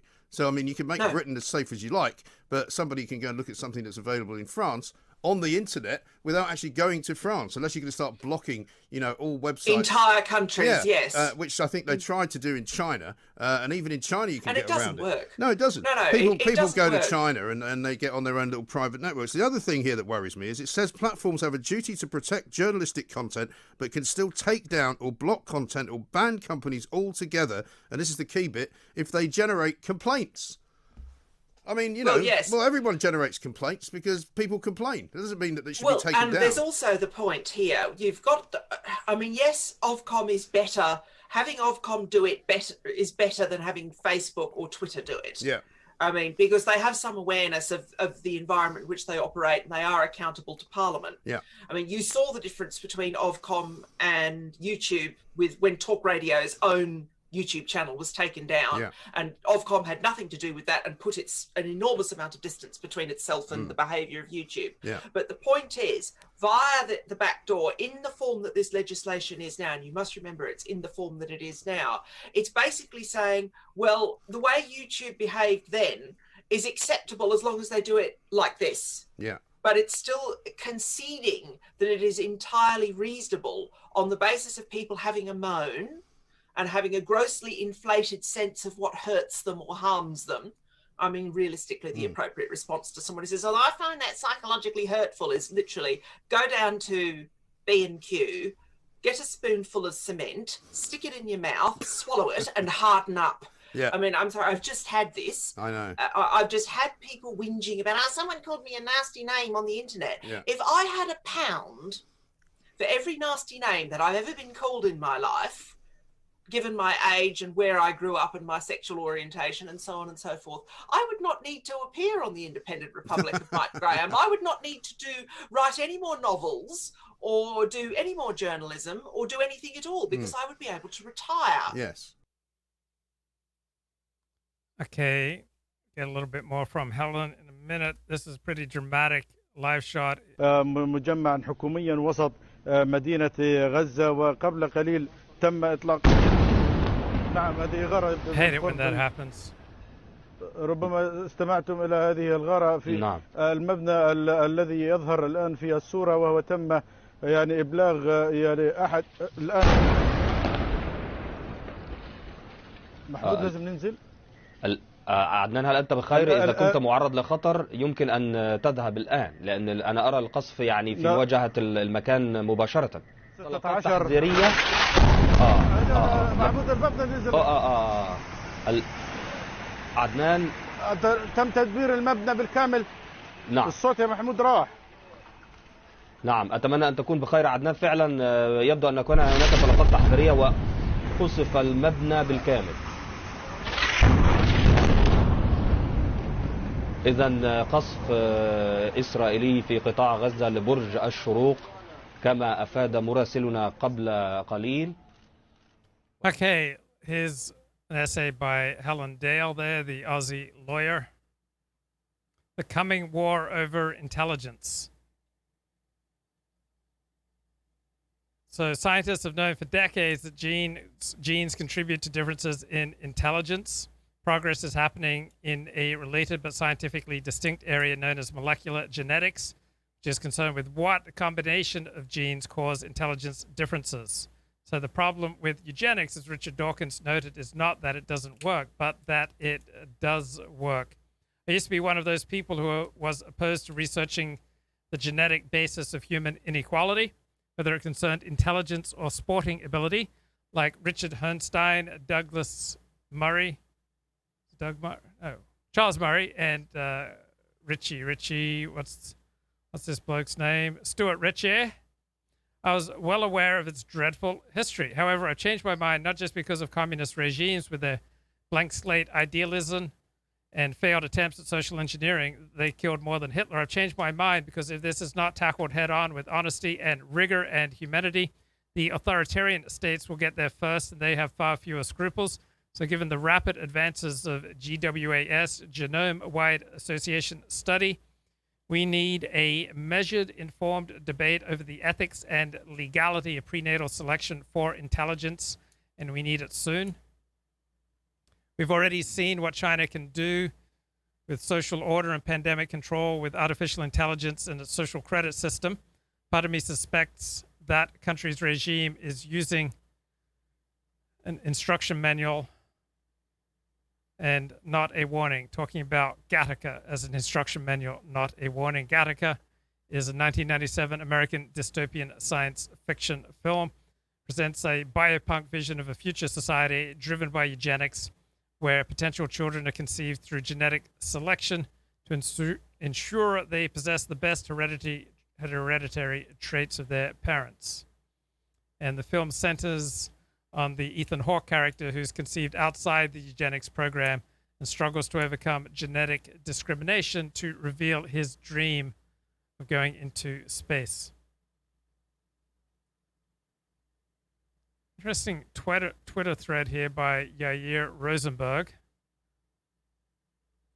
And I agree with him. What so many who interrogate American Jews about their Israel views do not get is that most American Jews do not think much about Israel because they are Americans with American concerns who do not define themselves by what's happening thousands of miles away. So most people think of themselves overwhelmingly. 95% of the time, people think of themselves. Then what's left over, they think about their families, their friends, their community. So very few people are obsessed with what's happening on the other side of the world. And this is as true for American Jews as it is for other groups. So on the right, there's a perpetual effort to assail American Jews for supporting anti-Israel Democrats. On the left, there's a perpetual effort to make American Jews in progressive spaces answer for Israel. These are both constructs that collapse all Jews into a monolith. Like every American minority, American Jews are Americans. They spend most of their time thinking and worrying about the same things as other Americans in their social and political class. They're not cutouts for whatever Israelis or Israeli politics you support or oppose. People do the same thing to Muslims as they do to Jews. Attack them and hold them accountable for acts of completely different co-religionists thousands of miles away in the Middle East. Now, I notice whenever Israel's at war, I get more questions and commentary and attention about being Jewish because I'm visibly Jewish. I wear a yarmulke. And so people, complete strangers will come up to me and talk about what Israel's doing. Also, if you have a discernibly Jewish name or affect or manner, you're obviously going to get more attention when Israel is at war. But generally speaking, American Jews, like other minority groups, primarily care about their own lives. Here's a little bit from Brian McClanahan on why slavery. The issue I want to talk about is something that, again, has been in the news quite a lot because of Donald Trump's so-called faux pas on the issue of asking if the quote-unquote Civil War was necessary. And I think it's one of the most pressing issues in American history in so many ways. And that particular issue is a question that no one really asks, or they don't ask it in the right way, and that's why slavery. Why was slavery such an important issue in American history from the colonial period to the ending of the institution in December of 1865? That's something that, again, most people don't realize. The war didn't end slavery. Slavery was still legal in the United States until December of 1865 when the 13th Amendment was ratified. So 8 months after the war was over, it was still technically legal in the United States. But the question is, why slavery? Why was slavery so important moving up to the war? So if you read the pieces that have been put out recently after Donald Trump said, well, we never asked this question, why was the war necessary? Could it have been avoided? And everyone's, went ballistic over this and saying, well, he's forgetting the key word, slavery. And I was reading a piece by Jamil Boole and on Slate. And this is, the piece was problematic for one particular reason, because he said it. He actually admitted in the piece where he said the issue of slavery was a moral issue. Now, it is to us today in 2017. There's no doubt about it. When we say slavery in 2017, we have an important response to it. We know there are better labor institutions. We know that slavery causes all kinds of problems for humanity. We know these things. And of course, even the slaveholders themselves, many of them, particularly in the 18th century, thought the exact same thing. They just didn't know what to do with the institution. But that's the kind of response we receive when we talk about slavery. We should not, though, confuse a 2017 response with an 1860 or an 1850 or an 1830 or 1820, 10, 1800, 1790, 1780 response, because they're two different things.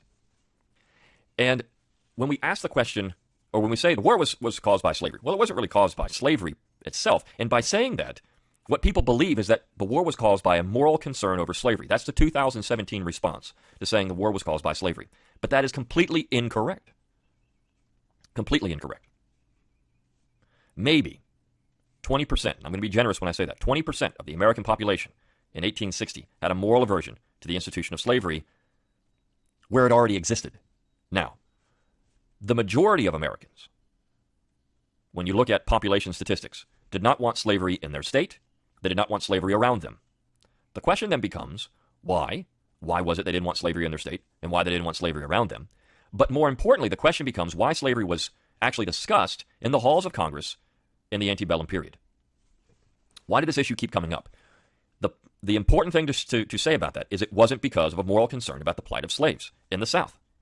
Even in 1860 and 61, on the eve of the war, that was not a concern by the majority of Americans in the North.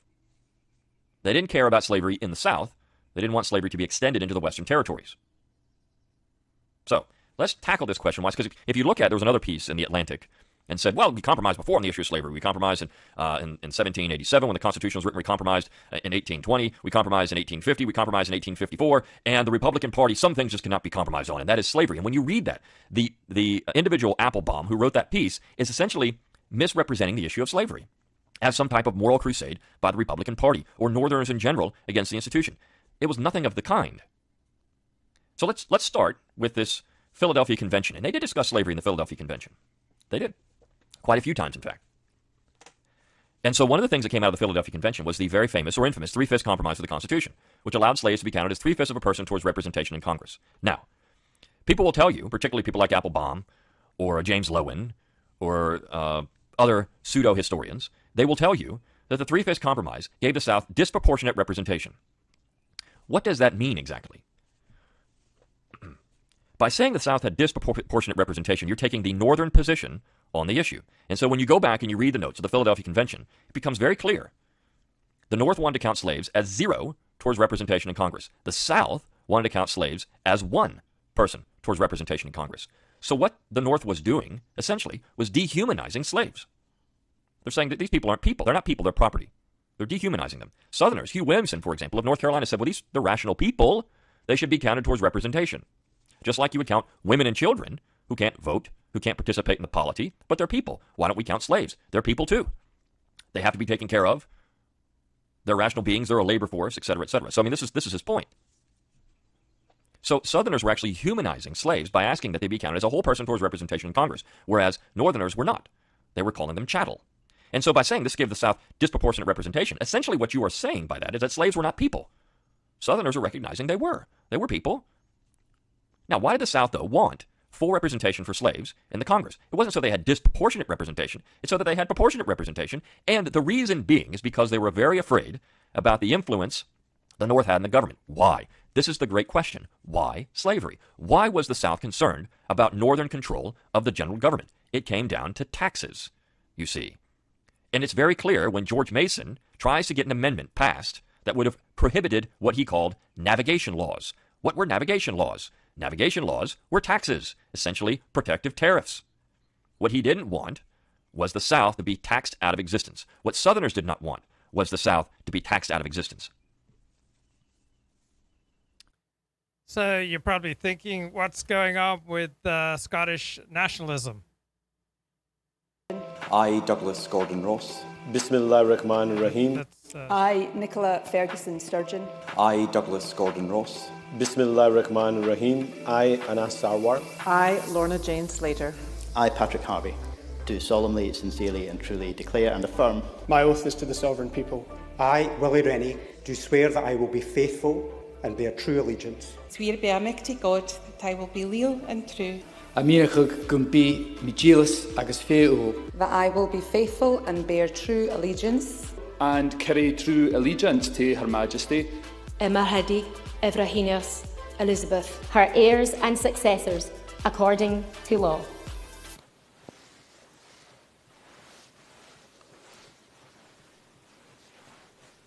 Wamambo Kazi Elizabeth, na nevanji wavo, na voseva chatongo. To Her Majesty Queen Elizabeth, her heirs and successors. À Sa Majesté la Reine Elisabeth II et à ses héritiers et ses successeurs selon la loi. Und Ihrer Majestät Königin Elisabeth, ihren Erben und Nachfolgern gewissenhaft die Treue zu halten. To Her Majesty Queen Elizabeth, her heirs and only fakmeftrar and ain't the law. Ka sache dil se wafadar aur tabiadar rahunga. To Allah Ta'ala मेरी मदद फरमाना। In love, Martian, kutik me a ye. Vaibjak Khalsa, Vajiki Fateh.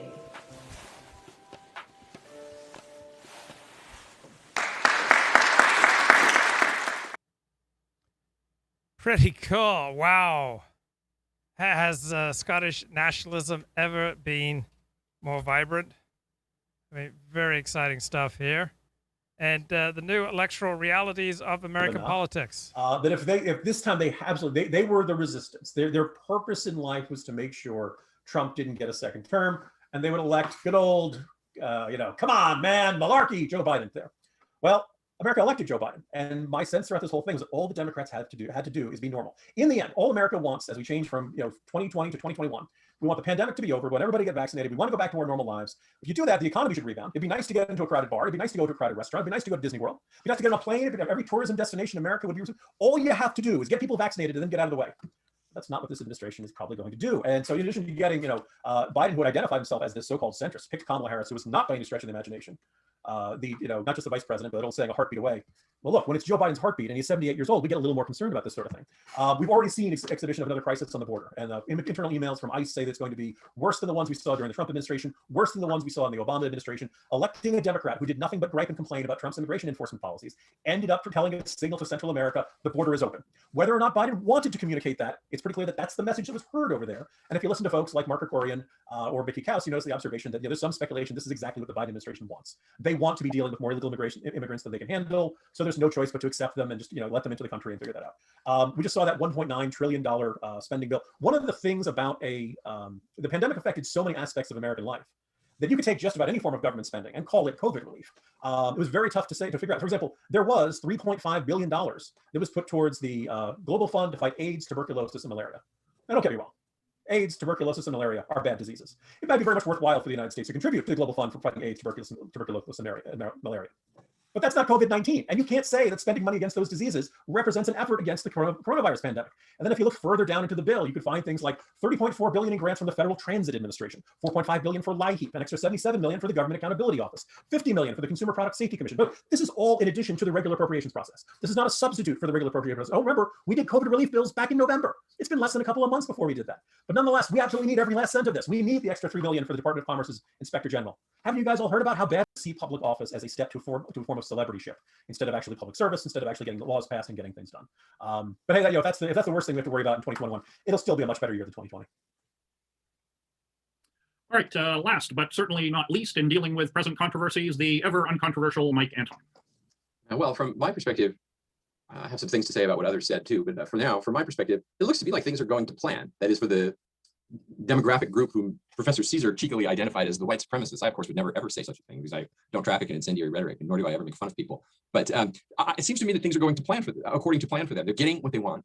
They won. However, they achieved the victory in the last election, and I'm with Mr. Brainerd here in being a skeptic. That is not a confirmed believer that there was theft, but not a confirmed believer that it was on the up and up either. And I long ago accepted the fact or the belief. I came to terms with the belief that I personally don't believe I will ever know who really won the 2020 election. So I just let it go. There's other things to think about. It's like knowing, are there aliens on the other side of the moon? Well, unless I can take a ship up there or trust somebody to report back to me, I won't know, and I ought to turn my attentions to other things. But they won in the sense that they got the administration back. They got they never lost the administrative state, but now they have the 3,000 Schedule C positions to appoint over it. And when you put that together with all the other instruments and citadels of national power, which are completely and entirely 100%, literally without exceptions. I mean, literally, that is to say the exceptions may be this or that minor institution within a broader constellation, but in terms of the institutions broadly understood themselves, the universities, the media, corporate streets, foundations, banks, non-bank financial institutions, things like this, they're completely and utterly in the hands of this oligarchic class. And now the one thing that they did not have from 2017 to 2021 was the White House and these 3,000 Schedule C positions. And now that they have that, I don't see how or why they're ever going to get it back. Even if you discount the notion of voter fraud, which I don't, but even if you discount the notion of voter fraud, how is it going to be possible for Republicans or anybody who opposes this cabal to win elections in the face of media censorship, propaganda, blackouts, lying, cancellation, and so on, social media manipulation, campaign finance going overwhelmingly from the people with money donating overwhelmingly to one side and not to the other side? I don't honestly see it happening. Now, it's a very narrow margin in the House, no doubt. Keep in mind, too, though, that we had 40 years, and really, if you discount a little tiny, very brief interregnum just after World War II, Democratic control of the House goes back before the 1994 revolution, the Gingrich Revolution, goes back decades. It was institutionalized. It's a rare thing. What we have experienced since from 94, the House then flipped in 2006, it flipped again in 2010, flipped again in 2018. This back and forth, I don't think is a normal pattern for American politics. So I honestly, I don't expect it to happen in 2022, although I suppose the margin is so slim it might, against everything the Republicans have to face. Like, it's hard to imagine them overcoming it. But even if they do, it doesn't matter, because they don't do anything. They either don't do anything because they don't know how, or because they don't want to, or because they face too much opposition. So when Jim Garrity says he likes these guys who are retiring because they get stuff done, I sort of get where he's coming from. But from my perspective, they don't get anything done that matters to me, right? The things that I voted for Trump to see happen, that I think the United States of America needs, and in particular, that I think the neglected red flyover part of the United States needs, the Republicans never do anything for that kind of voter. They don't do anything about the border. They don't do anything about workplace enforcement in the country. They don't do anything about rebalancing trade deals. They don't do anything about retrenching or dialing back our kind of ridiculously overambitious foreign policy. They don't do anything about wage declines, life expectancy, fentanyl, opioids, all the things that are plaguing the part of the country that voted for Trump because they felt not merely ignored, but disrespected and despised for the past 30 or 40 years. And they're consistently sold out by the Republican Party that knows how to do one thing exceptionally well, and that is shine them on, lie to them, and fundraise off of their gullibility. So even if you can elect a House in 2022, if it's the same old House that, if it's the same old kind of Republican agenda that we've been getting for the last 30 years, 15 at least, 20, whatever the number is, it's not going to matter. And even if they get in there, even if you could elect a bunch of people in the House who actually had a completely different outlook, well, I want to fund the border wall. I mean, Trump with both houses of Congress couldn't get them to give him anything on his border wall or anything on, because the Republicans are so in hoc to Chamber of Commerce donors types and to an ideological, they're essentially ideological toadies of their opponents. Their opponents get to tell them what they're allowed to believe and not allowed to believe. And the Republicans say, yes, sir, and they completely go along with it. And so when their opponents say, you can't be for any kind of immigration restriction whatsoever, the Republicans bend over backwards to show that they're good people and they're not like their Yahoo supporters may be out there. I actually have heard Republicans use that exact phrase, Yahoos, to describe their own voters. It's kind of amazing. Even if you could get a new class of Republican into the House, let's say, so that would control just the House, but not the Senate, and obviously not the White House. And even if you have the White House, you don't have the administrative state. So one lesson of the Trump administration was that a radical or a non-traditional or a populist or a disruptor Republican can't really do much, even nominally running the executive branch. It's like being CEO of a company, and when you give orders to all your vice presidents, they just ignore you. They don't follow they don't carry them out, or they work at cross purposes with you and you can't fire them, and all the press coverage lauds them as being the noble resistance and attacks you for being the second coming of some 20th century dictator. I don't think I need to name which one. We can all figure out which one they mean. So let's say you get a new class of Republican controlling this one particular branch of the government. I don't see how they get anything done in the face of all of this opposition from every other power center in the country. What I tried to demonstrate in my book that Brad so kindly mentioned was that the United States is not really in the midst of a regime change. It has undergone a regime change. We're not a constitutional republic anymore in the sense that we used to be. The parchment, the documents that say how the USA is supposed to be governed, are now museum pieces. They're still there. I just drove by the building on my way into my office. I happened to go to a beautiful event in that building in September, and I got to see them for the first time since I was in graduate school, and they looked as nice as ever, a little bit faded despite being under that yellow protective glass, right? But if you ask me, do we operate the United States government according to the precepts set down on that parchment? I can give you chapter and verse, which I did in a book of some considerable length, so I won't repeat it all here. The answer is no. We're governed in an entirely different way. And if and to the extent that Republicans or populists or Trumpists or whoever keeps thinking that the way forward is to win back power through winning elections and pulling the levers of the machinery of government, like as if it were 1985 or 1955, and it were still possible for their side, not for the other side, but for their side to get results that way, I think they're kidding themselves. And so to Mr. Branyard, I would say, I am one of those people, unfortunately, who thinks I don't see what the point of voting is, at least not for me, right? Partly because I live in a blue state, so it doesn't matter. But I also know I've been voting my whole life. And even when my candidates win, I look back at it, I can count. I don't even need all the fingers of one hand to think about someone for whom I voted, who did what they were going to say they were going to do, actually was able to get something through that had a material impact on the issues that I cared about. Everything has gone in the other direction. I think we took a giant leap forward in 2020 toward that, in that direction, toward the consolidation of that kind of power. And I don't see it being surrendered or wrested away by any of the means we've talked about here today. Okay, you're probably wondering, what does Mickey Kaus have to say? Hi, Mickey. Hey, Bob. I love your hair. That's good. It's a good look. Is that me? Are you making fun of me? No. There's nothing changed. I don't know what you're seeing. It's. Have you been hitting the HGH? Mickey, you look decades younger. I look the same as ever. You're off in your own reality, Bob. Yeah, apparently so. Anyway, whatever you do, don't lose that look. Whoever did your hair, you should sign them to a lifetime contract. I plan to come back, but there's nothing different, Bob. I don't know why you're making such a big deal of this. Now, Mickey, surely this is going to segue, before we know it, into something relevant to the week's news or something relevant to something other than your needing counseling? I wouldn't count on it, Bob. There's really no change here. Okay, listen, Mickey, I got to run. We should go to the parrot room, I think. Let's just go on with the show. Let's do it. Okay. You know what this is, among other things, a great incentive for people who have been listening on audio podcasts, to just jump. 8-man crews coming to get their guns. At least he plumbed a level of local paranoia that the national guys didn't plumb. You know who is, as you yourself have said, is the master of mass communication is Tucker Carlson. And do you mind if I play you another Tucker Carlson highlight? So last week, you shifted your trolling from Bannon to Tucker Carlson, but Bannon had Stefanik on. He was in the news this week. Well, Bannon is definitely. I mean, I have kind of just fallen away from the Bannon podcast by and large. I'd like to see what's happened to his numbers overall. I'm sure they dropped. He's just not. you know, he was at the center of the drama. He was like one of the key mobilizing forces for the whole Stop the Steal movement. All the, you know, for the year prior to the election, he was the guy to watch. But I'm just not that interested anymore. I mean, you tell me, what do you get from watching? What does he represent? Does he represent what Trumpism will be as it dominates the Republican Party, or no? He's more radical than what it will actually be, right? I hope so. I never listened to him in the first place, Bob. You're the one who was the fan. I mean, Stop the Steal isn't dead. We have the Arizona recount. Aren't you gripped by that? Oh, I know. They're still reliving that. Trump is still talking about it. Bannon is still, I mean, I did tune in enough to know that he's still saying what he was saying, like right after the election, talking about the individual states. We're going to get this state overturned. He's still saying once one falls, they all fall. Like as if we are still going to reverse the election or something. But anyway, Tucker, he's moved on from masks to vaccines. Now, this is maybe not quite as wacko as the mask rant I gave you. It's not. But there's something pretty weird about it. Now, I warn you that in between the two Tucker utterances, you do have to listen to a Barack Obama public service announcement, which is what Tucker is commenting on. But, you know, it's good to hear from. PSA's public service announcements with its on-air talent demanding that everyone in the country get the shot. Barack Obama just released this creepy little video telling small children to get the shot. Hi, everybody. It's Barack. Now that every American over the age of 16 is eligible to get the vaccine, I want to talk about you getting yours. The vaccine is safe, it's effective, it's free. I got one. Michelle got one. People you know got one. And now you can get one too. It's the only way we're going to get back to all the things we love, from safely spending time with grandparents to going to concerts and watching live sports. So get the vaccine as soon as you can. Some creepy old guy telling your children, your little kids, to take medicine whose effects we do not fully understand. It's totally normal. Yeah, that happens every day. Don't ask questions. Just do it. As CNN explained recently, we're not getting our freedom back until you do. Here's like what. So first of all, he says twice. He says Obama is telling small children to get the vaccine. Then here Obama is saying 16-year-old. That's age 17. When you're 17, you're old enough to have sex with Matt Gaetz. Okay, Tucker wouldn't say Matt Gaetz is having sex with small children. That's okay. But maybe in the video he was talking to small children. I wondered that too. No, it's all Obama. I saw it. It's just Obama. That's all you're seeing. It's an Obama taping. It's just Obama. Okay, well that's and he doesn't even say these 17-year-old kids should get vaccinated. He just says, now that people over 16 are eligible, I want to say, talk to you about you getting your vaccine.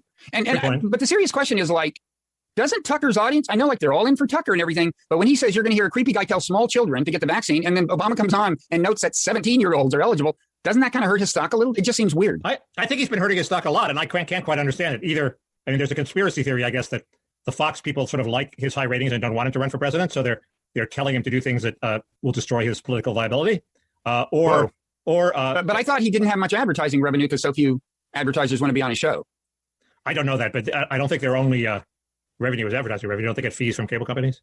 Well, they get those regardless of what they put on. And maybe those correspond to ratings. I don't know. But the ratings, the ratings govern Fox. I know that. So if he keeps coming up with wacky new, ever more irresponsible themes to bring up on his show, it's in pursuit of ratings, I think. And they get ratings every quarter hour, so they know which guests are good. And so, as John Ellis says, the viewers program the network. The network doesn't program the viewers. So there's that. And he maybe, but why would he let himself do that? Well, right. I mean, this is in his hands. The network doesn't come in one day and say, okay, Tucker, you have to act crazy again tonight. I mean, they do. The viewers do. He flipped from being COVID is something to worry about to COVID is exaggerated overnight. But that was his call, I'm sure. It was because the viewers rebelled. Yeah, the viewers, but not what I'm saying is it's not the decision of the network chiefs when he does something like this. They say follow the viewers, asshole. Well, right. He's incentivized to get ratings, but his decision to do it in this particular manner, I mean, he just seems to be getting weirder and weirder, and that must say something about something. I don't know. I think it says that. But you still support him for president, am I right? It's a horse race between him and J.D. Vance. For your support, you mean? For the coveted, the Mickey primary, yes. Can I just make one other point? Just quickly before we move on? Your hair looks marvelous. Thank you. And you're still not going to tell us what this is about. J.D.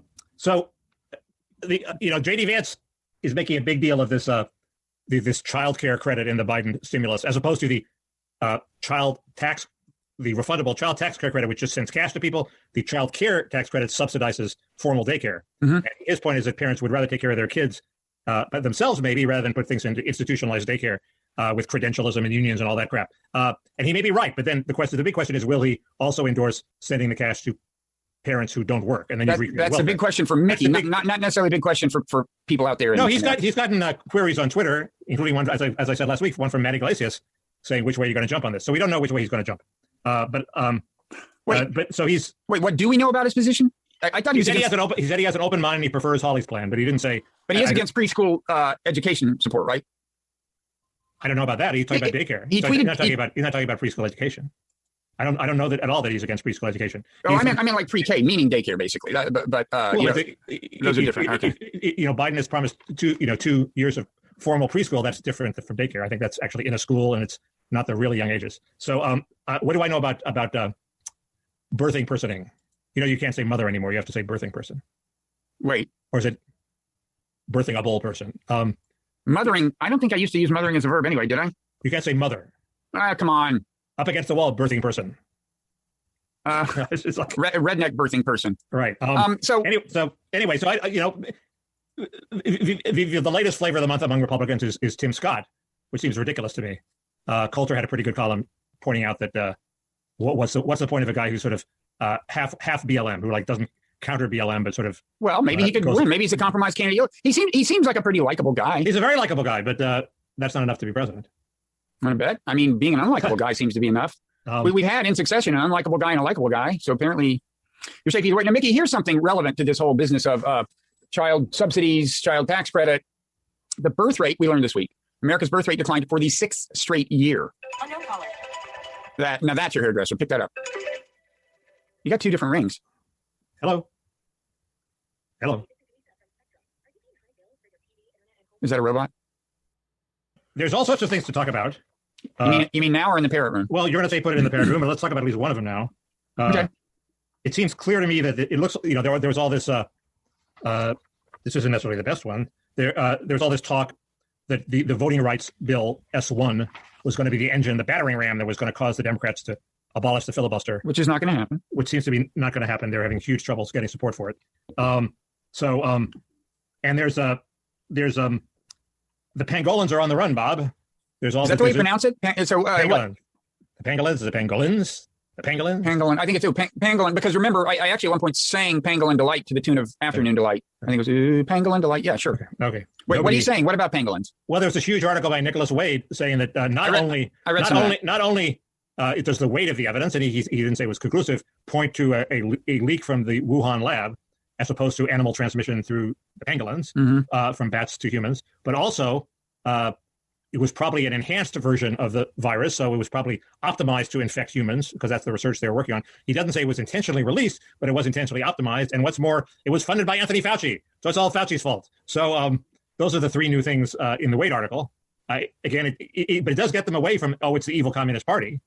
I mean, if this is what happened, it was a case of you doing what's called gain-of-function research, which is apparently right-minded researchers do it, including Americans. I don't understand it. Why? Well, the idea, apparently, it seems risky to me, and I imagine we will revisit the wisdom of it if it becomes clear that this is what happened. But yeah, and there were American researchers involved in this, I think, and that were connected with a lab that were collaborating, because apparently there's something researchers do. They intentionally manipulate the genetic constitution of a virus to see ways in which it could become more lethal or more transmissible. Well, you better have really good security if you're going to do that. And I'm not totally sure I understand the value of doing it. There must be some, but yeah, it looks like that could be what happened. I mean, this is, again, it in a certain sense, I guess, could happen to anybody. It's a kind of research that's done in various countries, but it's not crazy that happened. Yeah. I guess the argument would still be that China was sloppy and then covered it up. Well, even there, I mean, we can talk about all that in the parent room if you want, in terms of what I think kind of happened. It wasn't some grand, I don't think it was some grand conspiracy to prevent it from the world. They gave us the sequence of the virus on January 6th. And by the way, you realize that within 1 month of that, Moderna had the vaccine? Within 1 month of January 6th of 2020, when the sequence was released by the Chinese, they had the vaccine. And then the rest was testing. Apparently, it's not that difficult to design a vaccine once you know what the spike protein looks like. So I think apparently the mRNA is a revolutionary thing in that regard, and it bodes well for our ability to adapt to variants. But it's the testing. They got to speed up the testing. Yeah. There's a medical blogger whose name Derek Lowe, who blogs. Who as soon as the sequence was released, he said, "Well, this looks like a promising point, and this looks like a promising point, and that looks like a promising point." He didn't imply that the difficult part was designing something that would target the promising points. The difficult part is the testing, and you might get it wrong. So it's just good that they got it right. Anyway, I don't think we want to talk about the Chinese culpability in the parent room. I said all I know. I mean, there's plenty of data that the investigators want to get that they can't get even to this day. Yeah, I mean, I will say the other interesting thing in that Wade article was that, in terms of getting to the bottom of this, I'm now aware of a second force for obfuscation. I mean, the first is the crazy Bannonites like, Peter Navarro saying Could have been intentionally released. It's a intentionally developed and released bioweapon, which is, nuts. I mean, if you were going to release it, you wouldn't do it in China if you're the Chinese. But from the other side, the Wade article pointed out that if you look at the initial kind of rush to dismiss any kind of lab escape hypothesis, including this much more innocent one, some of the people who were dismissive of the possibility were high-powered American researchers who had a stake in this. And they were, there's some guy in New York who organized, some big shot scientists organized a letter writing dismissively about the possibility of laboratory escape. And he had some connection to the Wuhan lab. But the point is, there's always all these people with vested interests, ideological, financial, whatever. I heard right as that was going on, very early on, a big shot whose name you would know, whose name I can't divulge, went to a group of Wall Streeters and said, look, it was escape from a lab. I mean, I was hearing that pretty early, and I have not been dismissive. I've not been dismissive of that. I thought you were dismissive, but did you? No, go find it. I've been dismissive of the weapons, of the weapon. Yeah. But there's a heavy case for China being irresponsible. And right now we're all cowering that a Chinese rocket might land on our heads because China is the only country that launches heavy rockets that then fall back to Earth uncontrolled and land on random people's heads. Apparently, it's much more likely to land on our heads if we lived in the Sudan, but it might hit Khartoum, and there are millions of people who live in Khartoum. And this fucking Chinese rocket is coming down. And you have long evinced concern for the welfare of people who live in Khartoum. I just think it's irresponsible when no other nation does this for them to do it. It's not a point in their favor. They'll be shamed out of doing it again. But as long as we're talking about they don't seem to be shamed out of much, Bob. Okay, we've been doing this an hour. The Uyghurs would be in much better shape if China was shamed out of doing it. Let's take it to the parrot room. We're gonna talk China, including this crazy China bill supported by. So the chat says the parrot room is like the champagne room in a strip club. It's where all the wild stuff happens. The parrot room. That was Mickey Cowles talking with Robert Wright. Let's wind things up.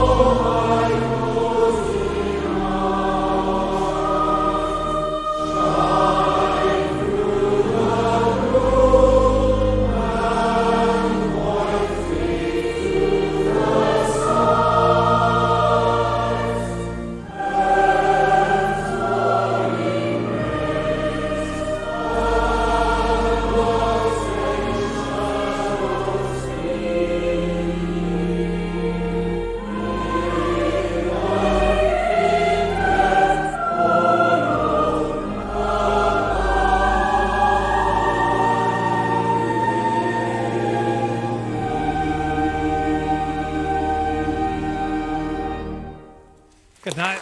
God bless. Good Shabbos. Thank you. Thank you. Thank you very much.